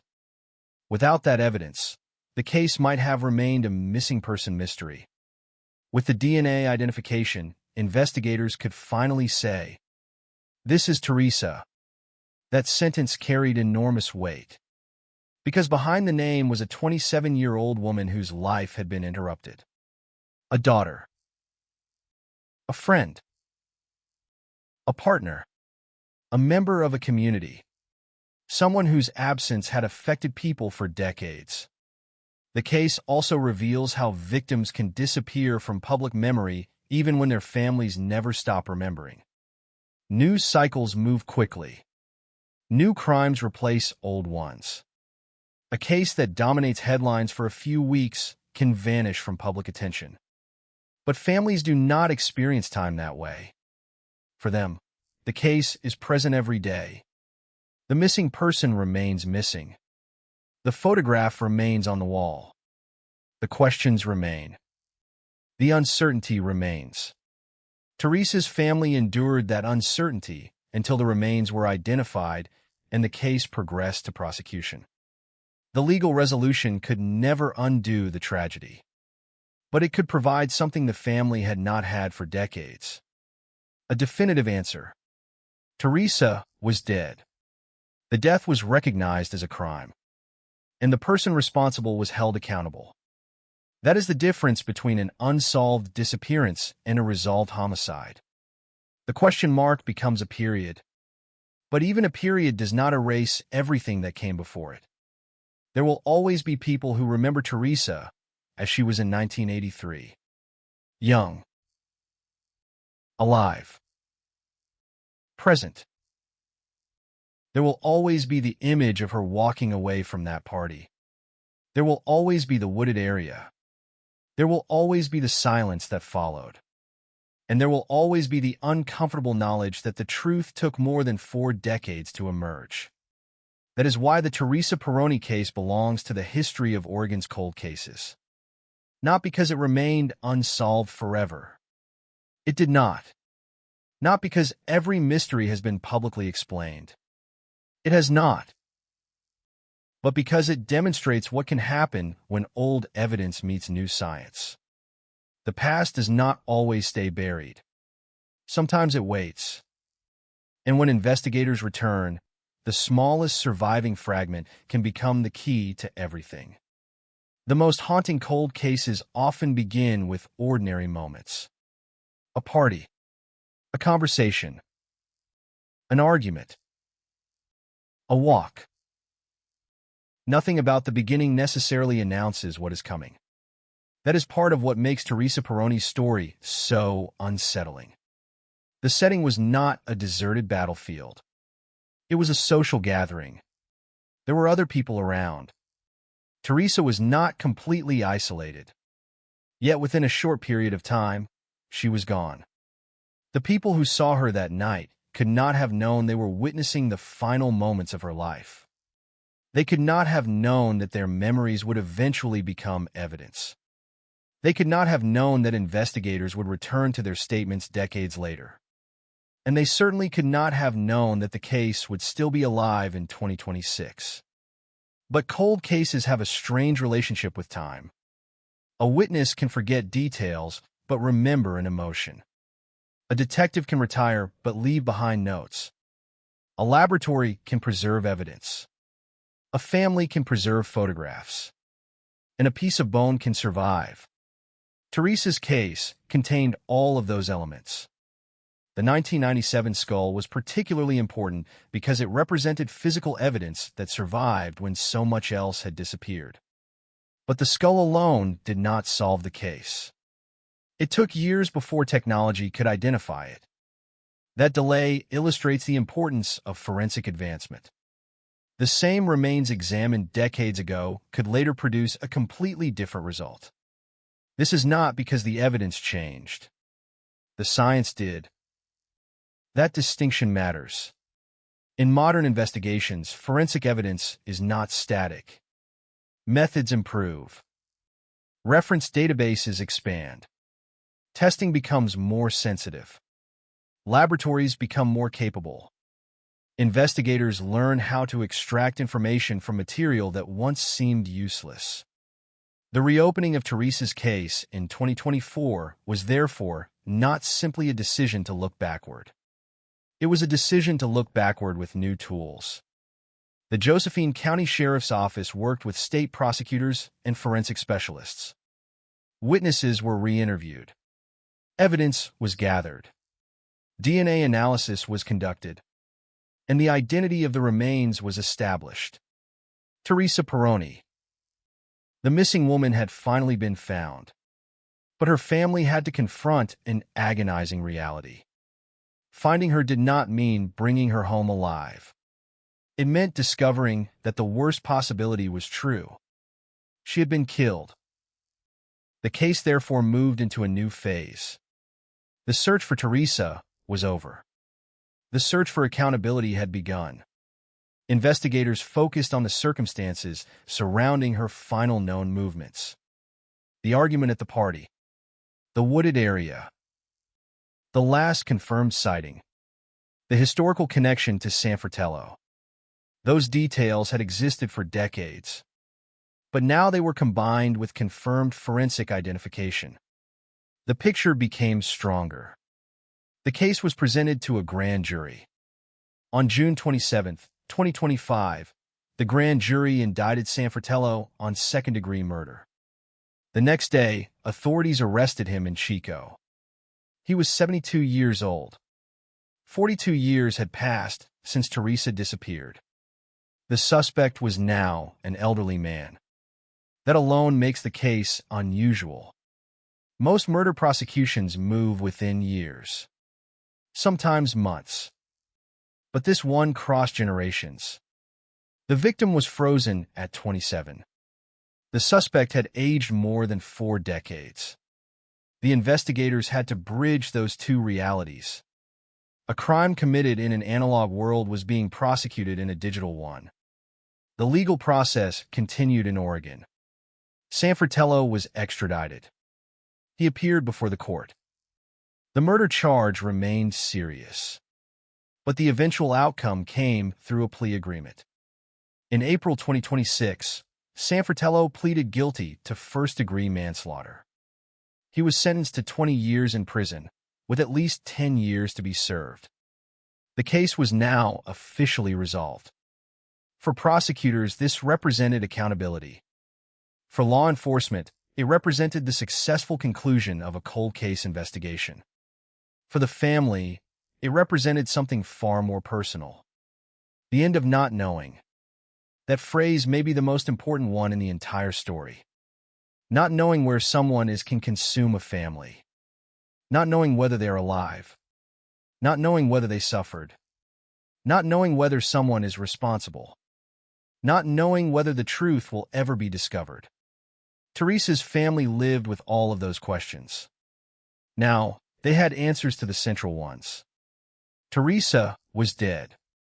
Her remains had been identified. Her death had been prosecuted. San Fratello had pleaded guilty. He had been sentenced. But there is one thing justice cannot provide. Time. The 43 years cannot be returned.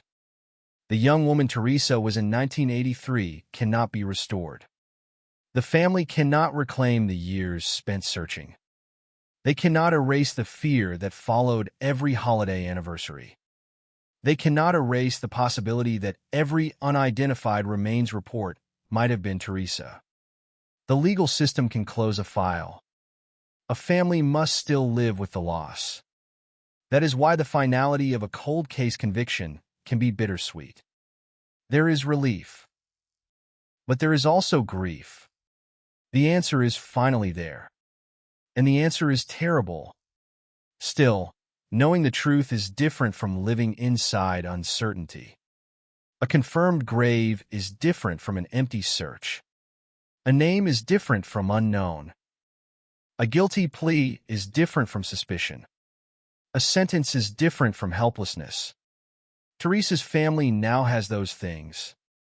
Her story can be told as the story of a woman whose case was eventually resolved, rather than as an unanswered disappearance. And that distinction is enormous.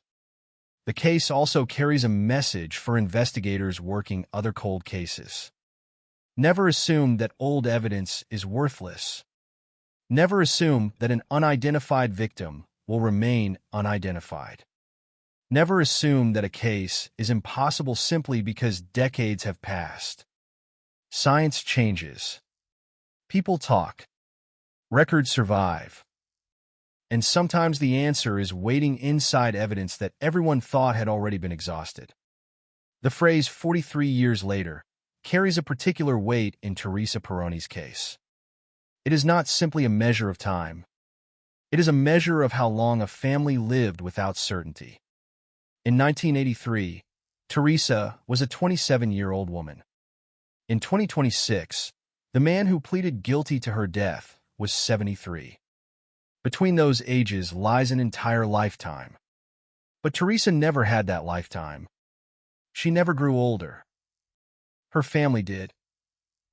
Her friends did. The investigators did. The world did. She remained 27.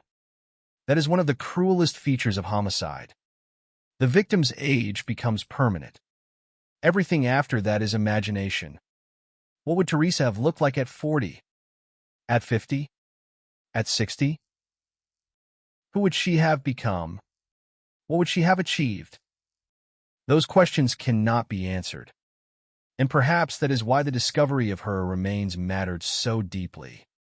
The family could finally stop searching for a person who was never coming back. They could mourn her as Teresa rather than waiting for Teresa. The identification in 2024 was therefore not merely a forensic breakthrough. It was a personal reckoning, but it also reignited a case that law enforcement had never been able to bring to court.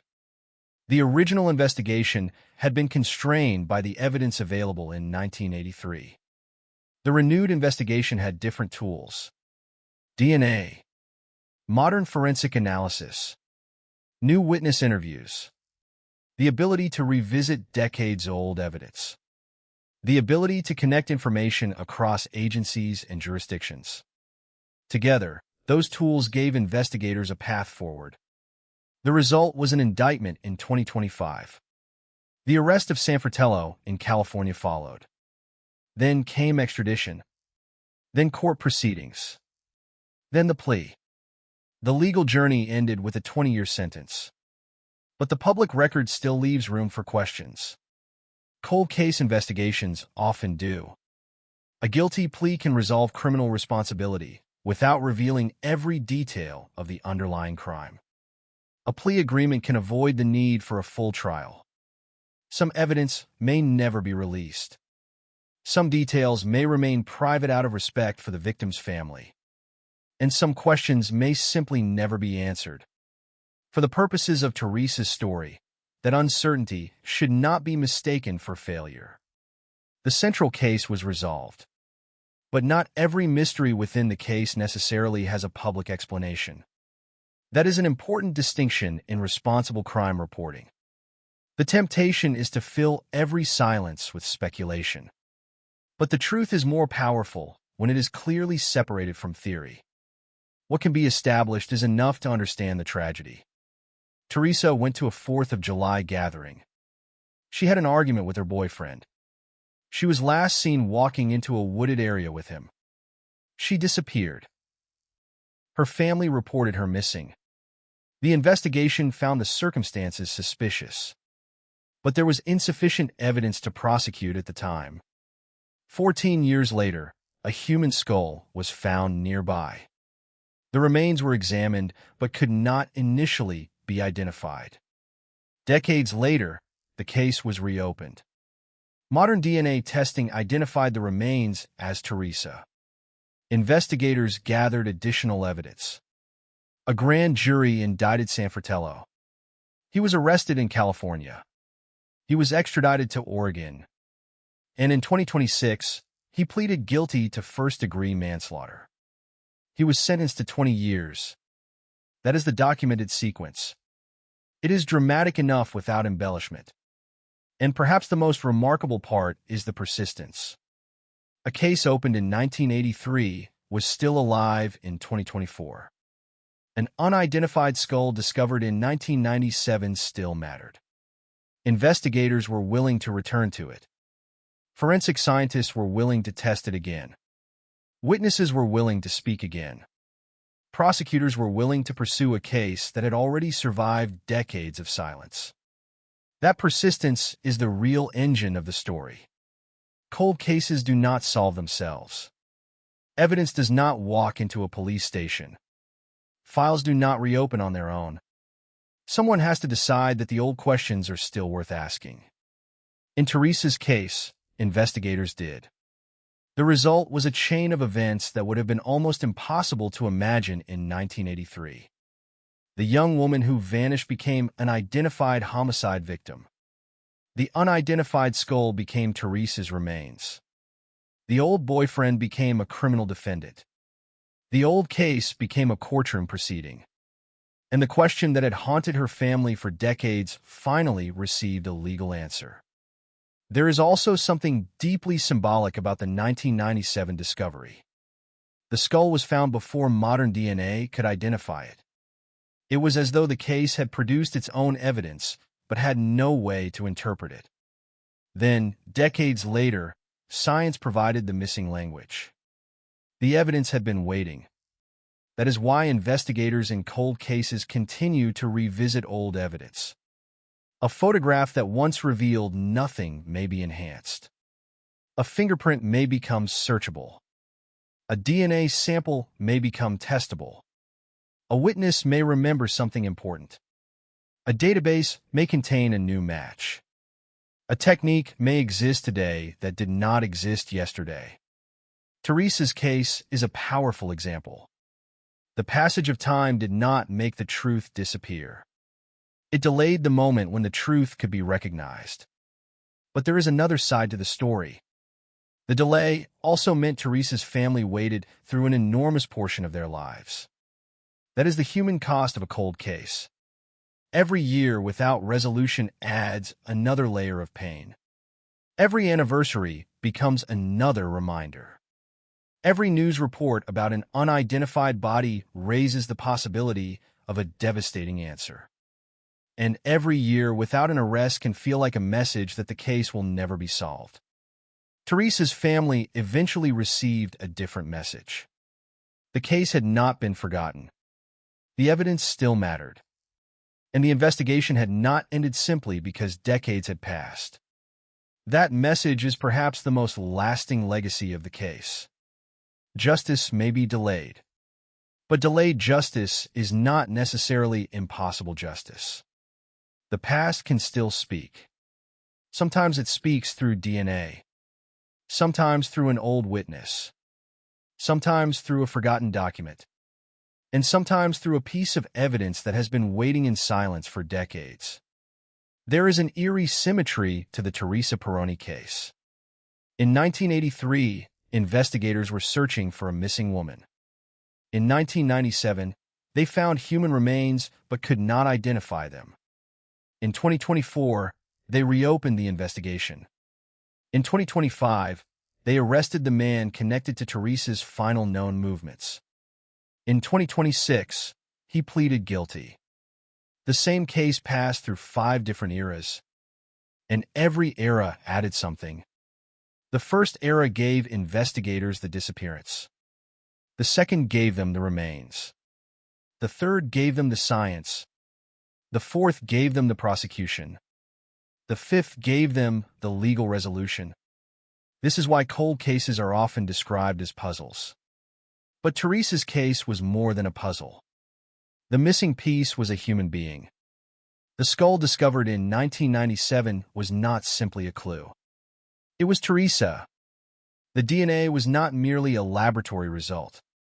It restored her identity. The indictment was not merely a legal document. It was the state's formal recognition that her death was a crime. And the guilty plea was not merely the end of a prosecution. It was an admission of responsibility. Those distinctions matter. Because the story began with a young woman walking into the woods. It ended with a 73-year-old man sentenced to prison. Between those two moments were 43 years of silence. The details of that silence are almost impossible to imagine. Teresa's photograph may have been kept. Her name may have appeared in missing person records. Her family may have wondered whether she was still alive. Investigators may have wondered whether they would ever find enough evidence. The people who attended the party may have carried memories of that night. Some may have spoken about it. Some may have forgotten.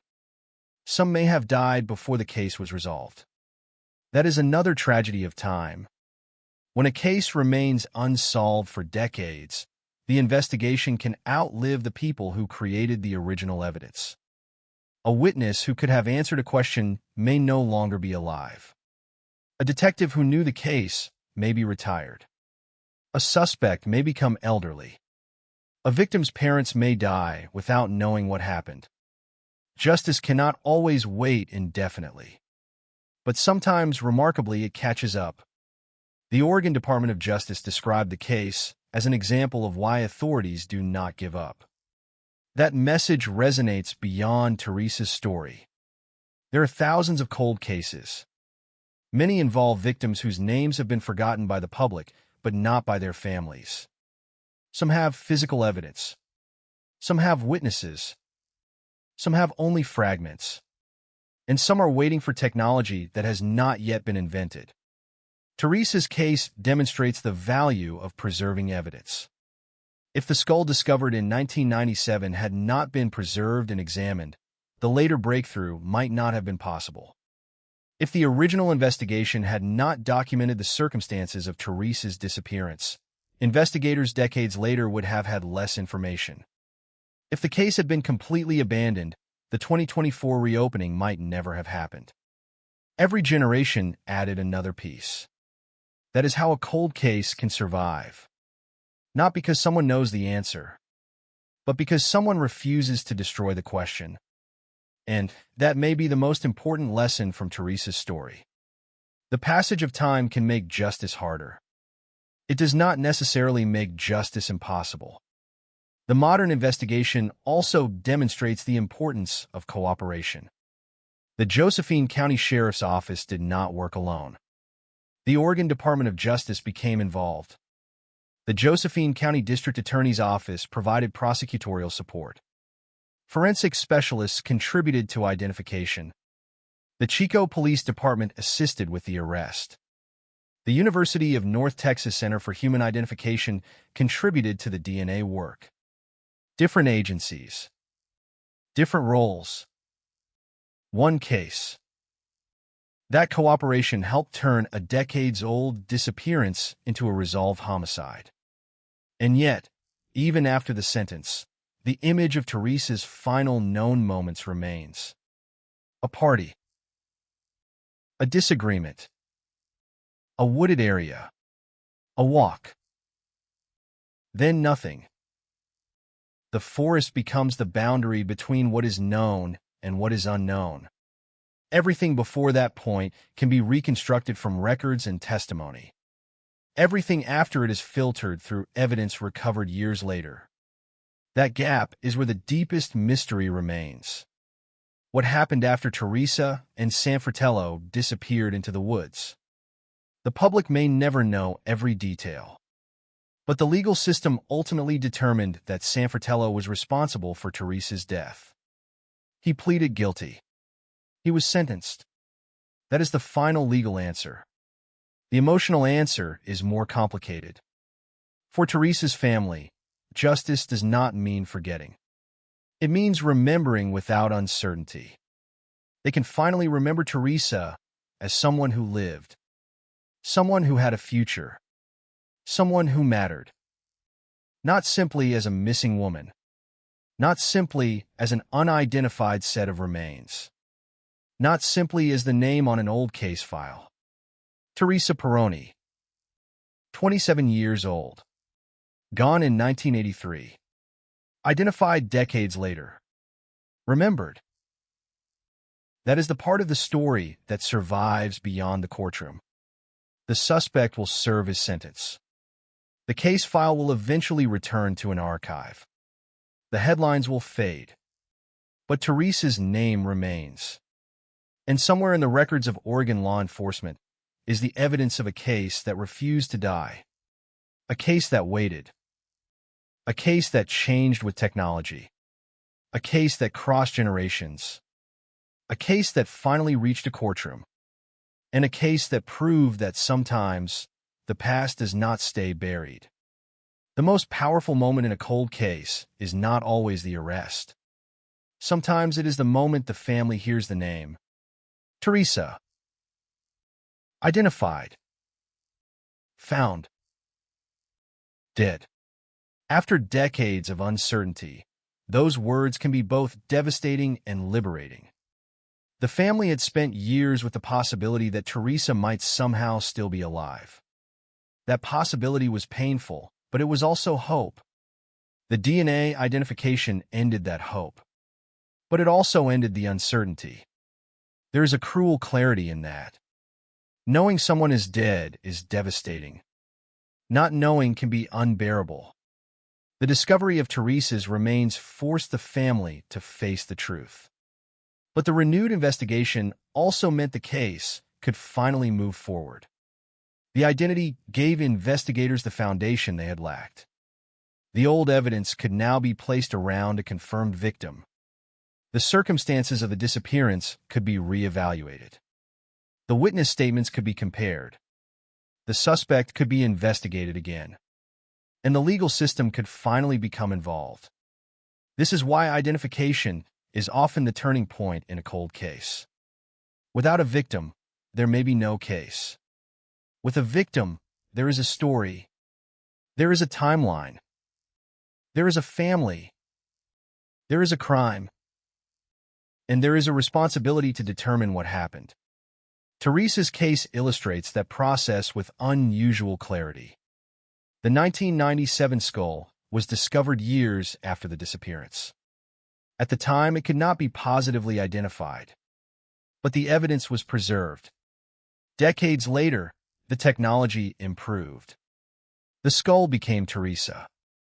The case reopened. The investigation advanced. Sanfratello was indicted, then arrested, then extradited, then prosecuted. Then he pleaded guilty. The sequence is straightforward. The emotional reality is not. Imagine the family receiving the news that the man who had been connected to Teresa's disappearance was finally in custody. Imagine hearing that after decades, there would be a courtroom. Imagine realizing that the case you thought might never move again was suddenly moving quickly. For many families, that moment can be overwhelming, because hope for justice and fear of the truth arrive together. The guilty plea in 2026 brought the case to a formal conclusion. There would be no need for a jury verdict. Sanfratello accepted responsibility through the manslaughter plea.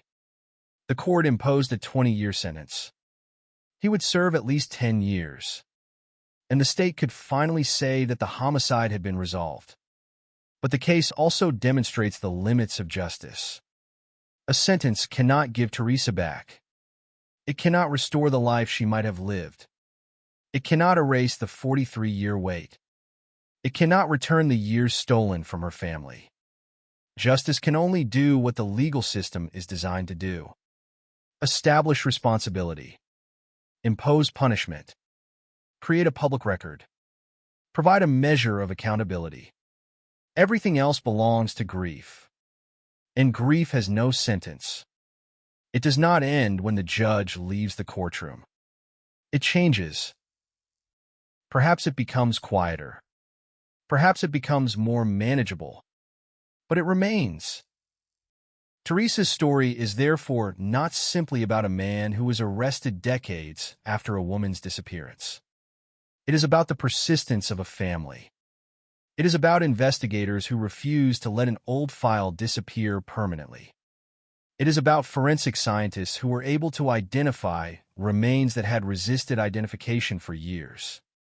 It is about technology transforming what was once impossible into something achievable. And it is about the strange power of evidence to survive. The skull survived. The record survived. The memory survived. Teresa's name survived. Eventually, the truth did too. That is why cold cases can be so compelling. They challenge the assumption that time always wins. Sometimes time destroys evidence. Sometimes time destroys witnesses. Sometimes time destroys the possibility of prosecution. But sometimes time does something else. It gives science a chance to catch up. It gives investigators new tools. It gives agencies new resources. It gives families another opportunity to ask for answers. Teresa's case was reopened more than 40 years after her disappearance. The investigators did not have the luxury of a fresh crime scene. They had history. They had old evidence. They had fragments. And they built a case from those fragments. That is the quiet work behind the dramatic headlines. The headline says, "Cold case solved. Boyfriend arrested. DNA breakthrough. 43 years later." But behind every headline is a long investigation. Hours of reviewing documents. Hours of interviews. Laboratory testing. Legal preparation. Cross-checking facts. Following leads that may go nowhere. And the constant pressure of knowing that a family has already waited longer than anyone should have to wait. Teresa's case finally reached resolution. But it is important to remember what resolution actually means. It does not mean every question has an answer. It does not mean the family is no longer grieving. It does not mean the past has been erased. It means the justice system reached a conclusion. Sanfratello pleaded guilty. He was sentenced. The case was closed. Teresa was no longer a missing woman.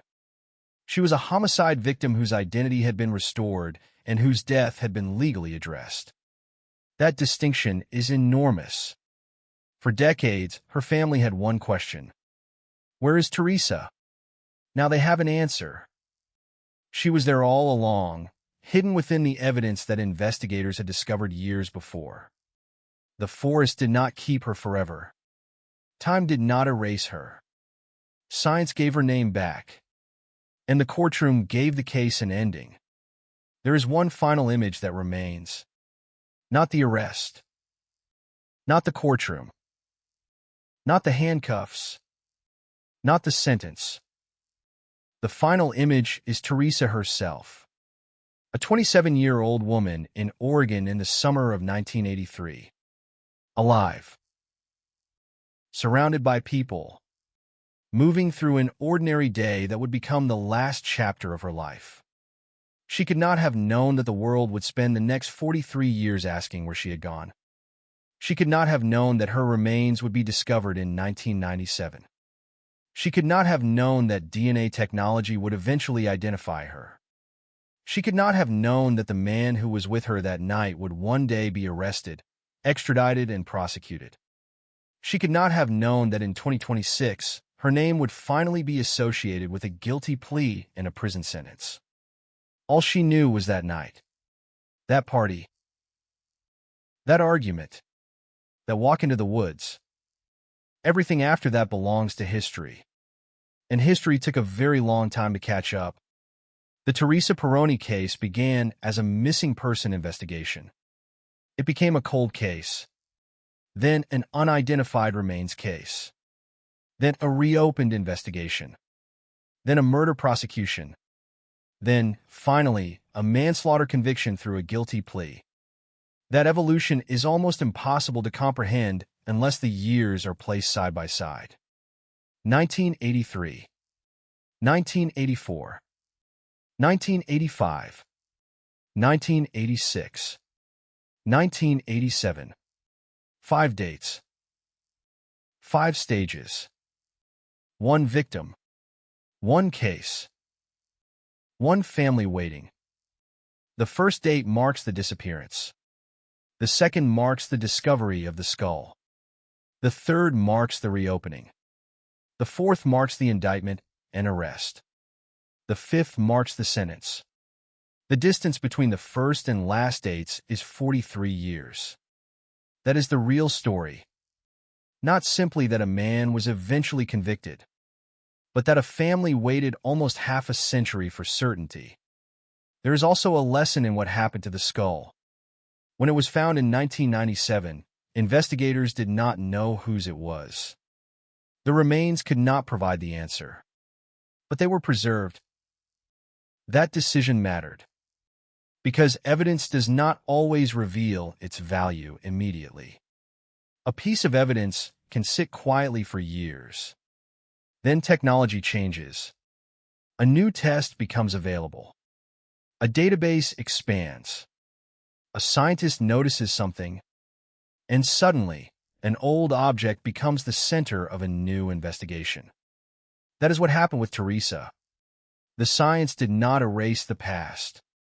It unlocked it, and once Teresa's identity was established, investigators could move forward. The case was reopened. Witnesses were re-interviewed. New evidence was collected. The old circumstances were examined again. The grand jury indictment followed. Then the arrest. Then the plea. Then the sentence. Each step brought the case closer to an ending. But the ending was not a celebration. There is nothing celebratory about a murder case.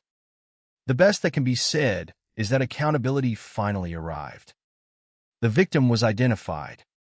The family received answers. The person responsible was punished. That is what justice looks like in a case that has already taken 43 years. It is imperfect. It is late. But it is real. And that may be why Teresa's story continues to matter. Because there are still families waiting. There are still unidentified remains. There are still old files. There are still cases that seem impossible. Teresa's case demonstrates that impossible is not always permanent. A case can sleep for decades. A suspect can grow old. Evidence can wait. Technology can advance. Investigators can return. And the truth can emerge. The woods where Teresa disappeared may look different now. The people who lived nearby in 1983 may have moved away. The party is long gone. The young woman who walked into those woods is gone too. But the story remains. It remains in police records, in court documents, in forensic databases, in the memory of her family, and in the name Teresa Peroni, a name that spent decades attached to a question. Where is she? Now there is no question. Teresa was found. Her remains were identified. Her death was investigated. Her former boyfriend was prosecuted. He pleaded guilty to first-degree manslaughter. He was sentenced to 20 years in prison. The case that once seemed destined to remain unanswered was finally resolved. But one truth remains more important than the arrest. Teresa was not a cold case. She was a person. A woman who had a life before the headlines. A woman who had people who loved her. A woman whose future was taken away. The 43-year investigation is therefore not just a story about forensic science. It is a story about memory, It is about refusing to let a missing person become an abandoned name. It is about keeping evidence, keeping records, keeping questions alive, and refusing to accept that time automatically defeats justice. For Teresa, justice took longer than anyone should ever have to wait. But it came. And when the courtroom finally closed the case, the silence that had surrounded her disappearance for more than 4 decades was no longer complete. There was an answer. There was accountability. There was a name. Teresa Peroni. 27 years old when she disappeared. Remembered for 43 years. Found through evidence that survived the passage of time. And finally, after decades of uncertainty, given the one thing her family had been waiting for since that summer night in 1983. The truth. Not every detail. Not every lost moment. Not every unanswered question. But enough. Enough to say she was not forgotten. Enough to say the case mattered. Enough to say the past had finally caught up with the person responsible. And enough to close a file that had been open for almost half a century. The woods are silent now. The party is over. The witnesses have grown old. The investigation has ended. But Teresa's name remains. And that is perhaps the final lesson of the case. A cold case can wait. Evidence can wait. Justice can wait. But a victim story does not have to disappear. 43 years after Teresa Peroni vanished, the question that haunted an Oregon family finally received an answer. And after all those years, the answer was not found in a confession whispered in the darkness. It was found in persistence, in evidence, in science, in memory, and in the refusal to stop looking. That is how Teresa came home. The night Teresa Peroni disappeared did not begin like a murder scene. There was no warning. No sirens. No police tape. No desperate calls echoing through the darkness. There was simply a party in Southern Oregon, a summer gathering near Selma, and a 27-year-old woman whose life was about to vanish from the public record for more than 4 decades. It was July 1983. The 4th of July had brought people together, and Teresa was among them. She was with her boyfriend, Mark Sanfratello, who was then 29.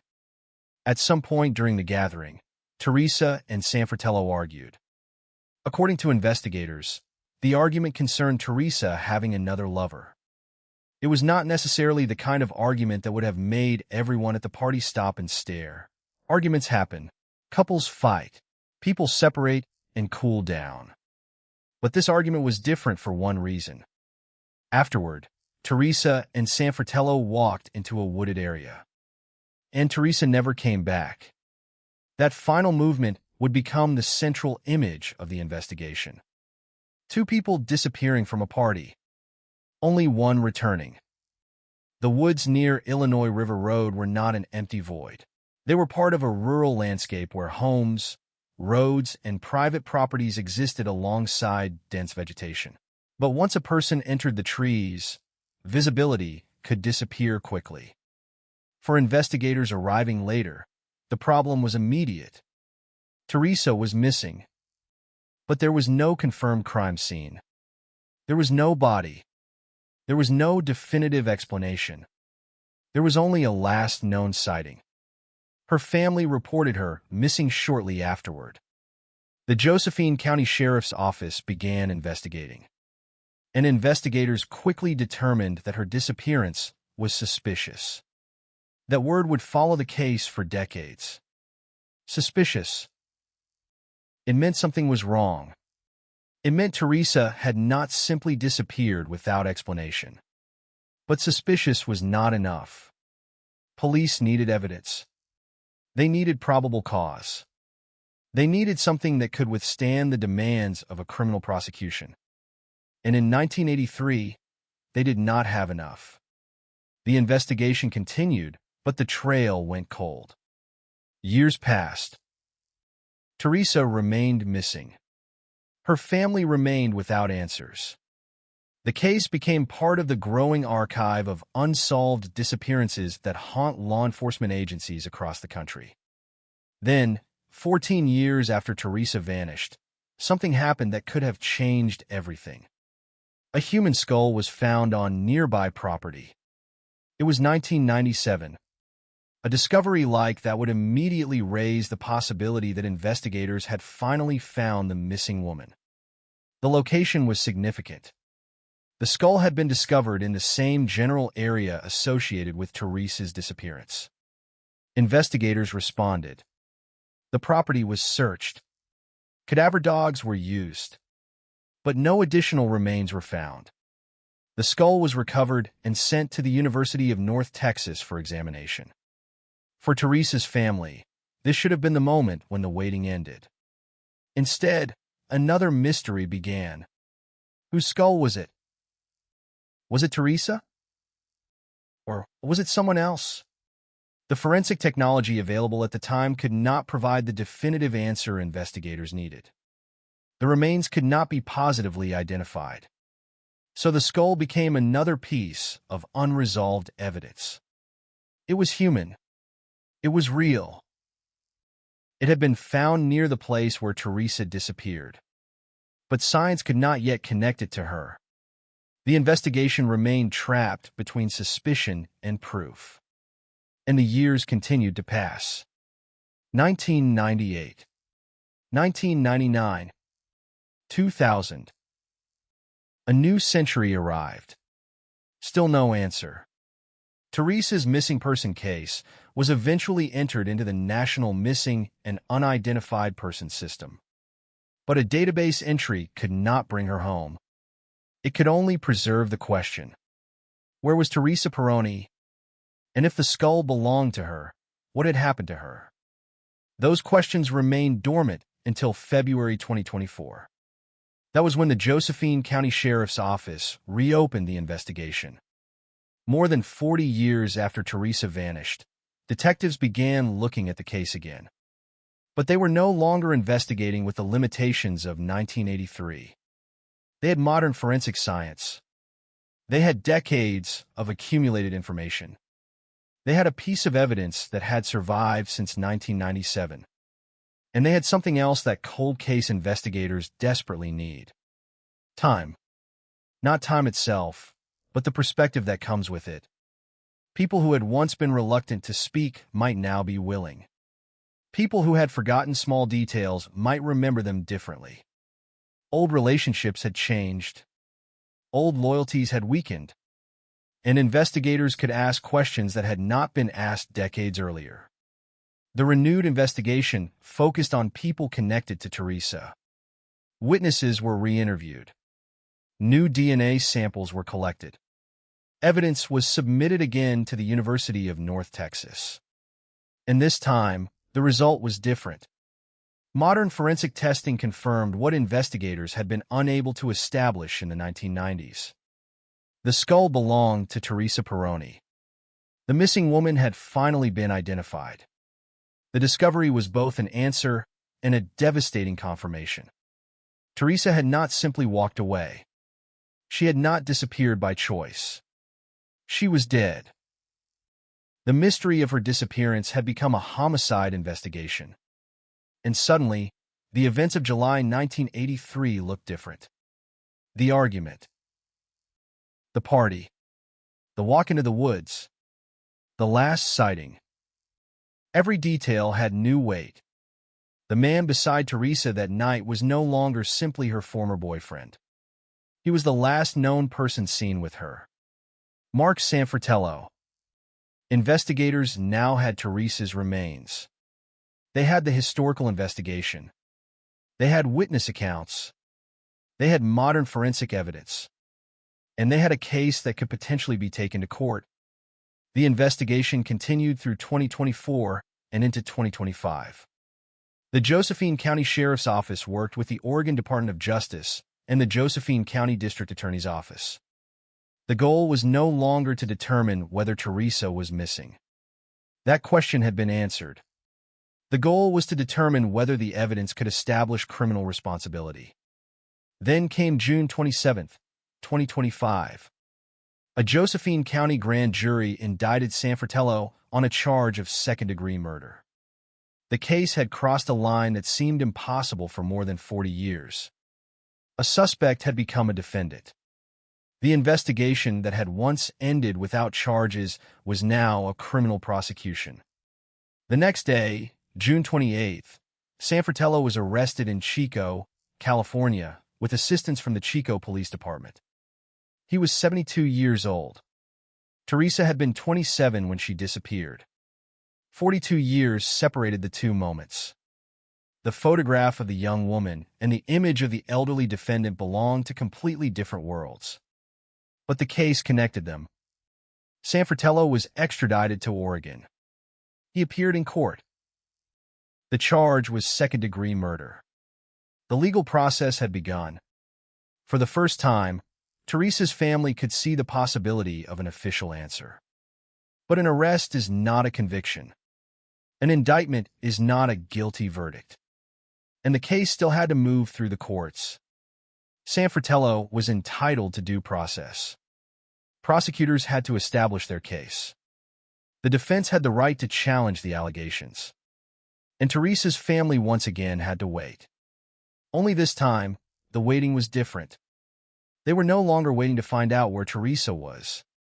They were waiting for justice. Months earlier, investigators had been trying to identify a skull. Now they had identified Teresa. They had identified the defendant. And the courtroom was becoming the final battleground.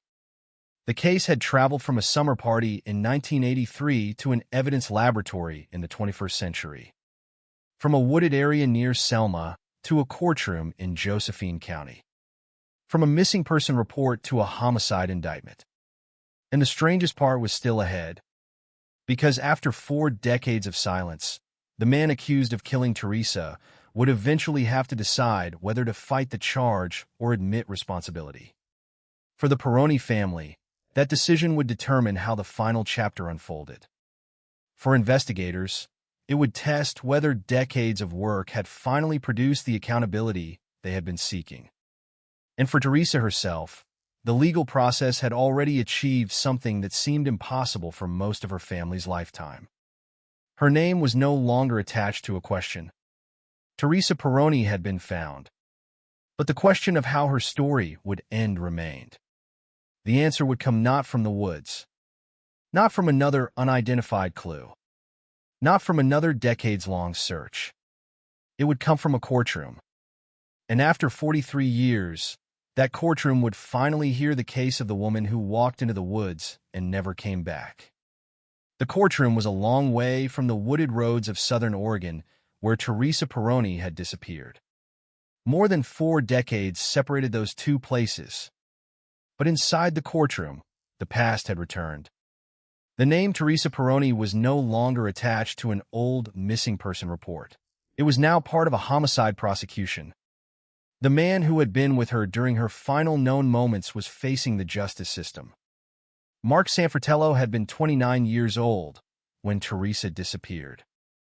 Now he was in his 70s.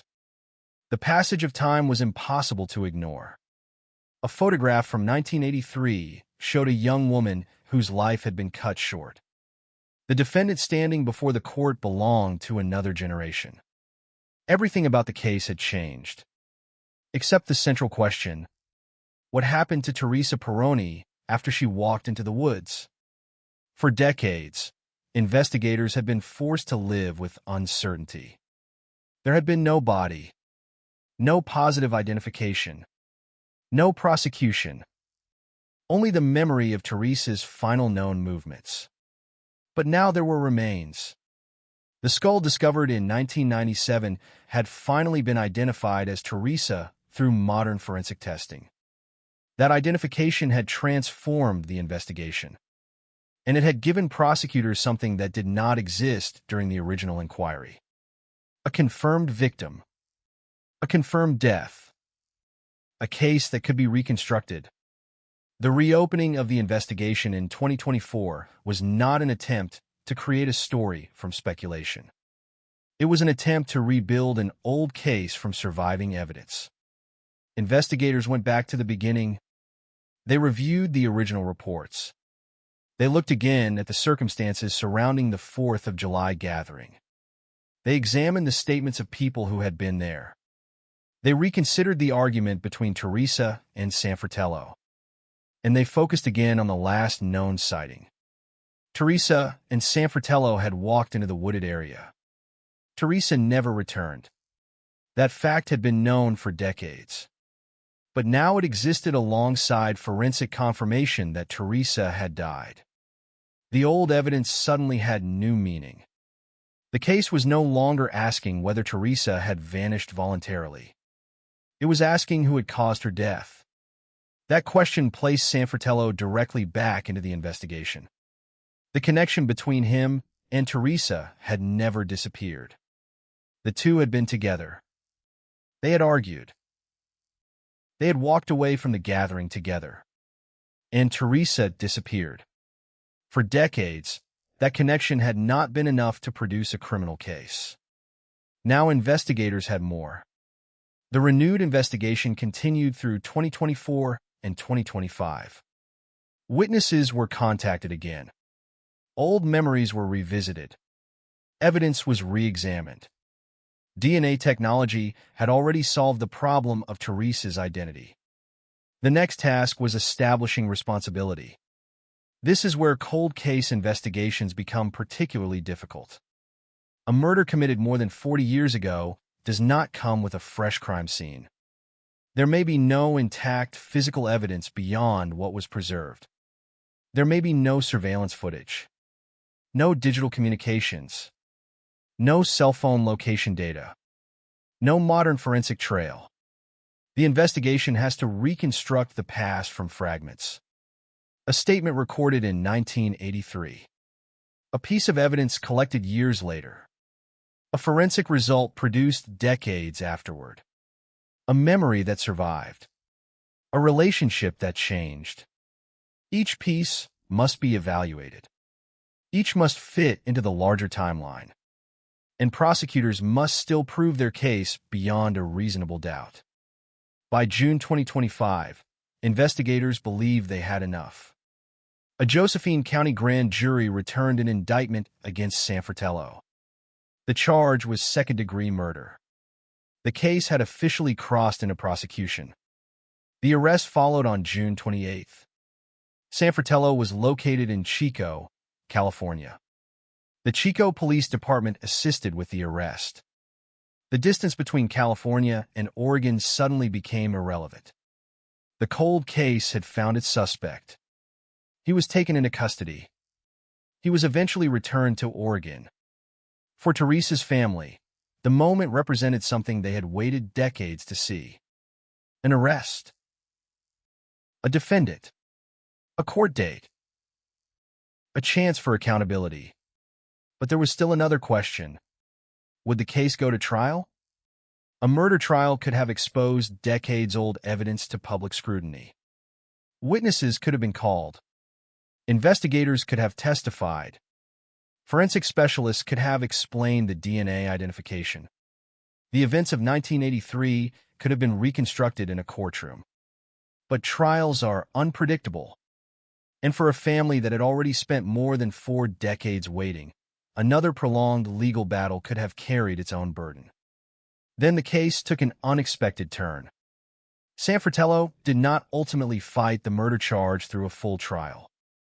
Instead, prosecutors and the defense reached a plea agreement. The legal theory of the case changed. The original indictment had charged second-degree murder. The eventual guilty plea was to first-degree manslaughter. It was a significant development. The case would not end with a jury deciding whether Sanfratello was guilty of murder. It would end with Sanfratello himself entering a guilty plea to manslaughter. In April 2026, that plea was entered. After 43 years, the courtroom finally received an answer. Sanfratello admitted responsibility for Teresa's death. He was sentenced to 20 years in prison. At least 10 years would have to be served.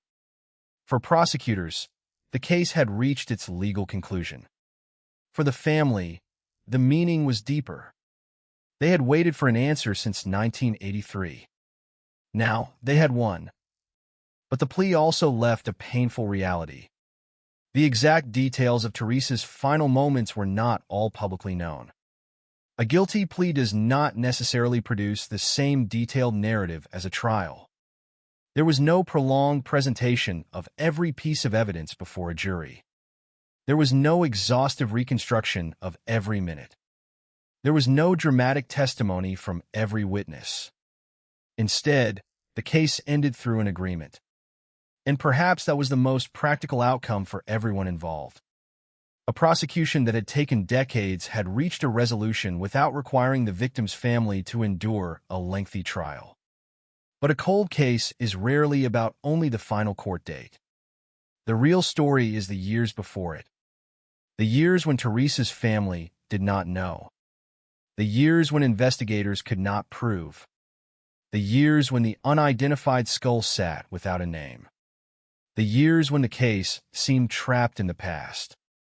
That is what makes the DNA breakthrough so important.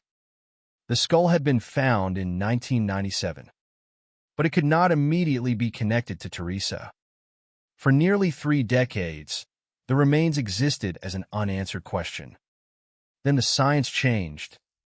The investigation changed. The answer emerged. Teresa Peroni. A name. A person. A victim. The identification also gave the family something they had never had before. Certainty. It was terrible certainty, but certainty nonetheless. The search was over. There would be no more waiting for Teresa to suddenly appear. No more wondering whether an unidentified remains report could be her. No more imagining that she might have built another life somewhere else. The DNA result ended that possibility. And that is why cold case identifications are often emotionally complicated. Families can spend decades desperately wanting an answer. When the answer comes, it may be devastating. The discovery of Teresa's identity did not bring happiness. It brought grief. But it also allowed the investigation to move forward. Without identification, there could be no confirmed homicide victim. Without a confirmed victim, the prosecution would be far more difficult. The forensic result therefore became the bridge between the missing person case and the homicide case. The past had finally become legally actionable, and the person at the center of the old investigation was still alive. That fact is extraordinary. Many cold cases end differently. The suspect dies. The suspect disappears. The evidence becomes unusable. The witnesses die. The statute of limitations becomes an obstacle for certain offenses. But in Teresa's case, Sanfratello was still alive when investigators returned. He could be located. He could be arrested. He could be brought before a court. He could enter a plea. And he could be sentenced. That chain of events is what turned an old mystery into a resolved criminal case.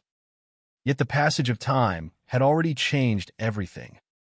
The young man investigators remembered from 1983 had become an elderly defendant. The young woman who disappeared had remained forever 27. That contrast is almost impossible to ignore.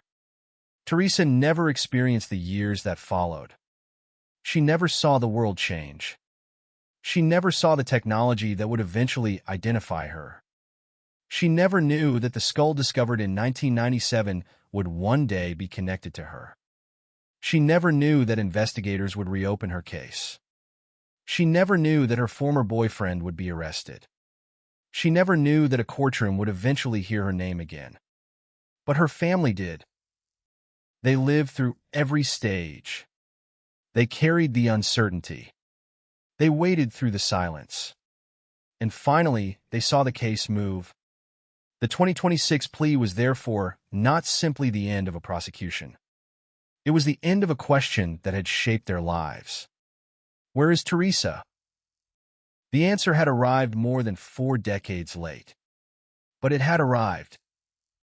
The case had survived because evidence survived. It had advanced because technology advanced. It had reached court because investigators refused to let the old file remain untouched. And it ended because the defendant ultimately admitted responsibility. For years, the woods had been the final known location in Teresa's story. Now the courtroom had become the final chapter. But even after the guilty plea, one haunting image remained. A summer night. A party. A young woman. A disagreement. A wooded path. Then silence.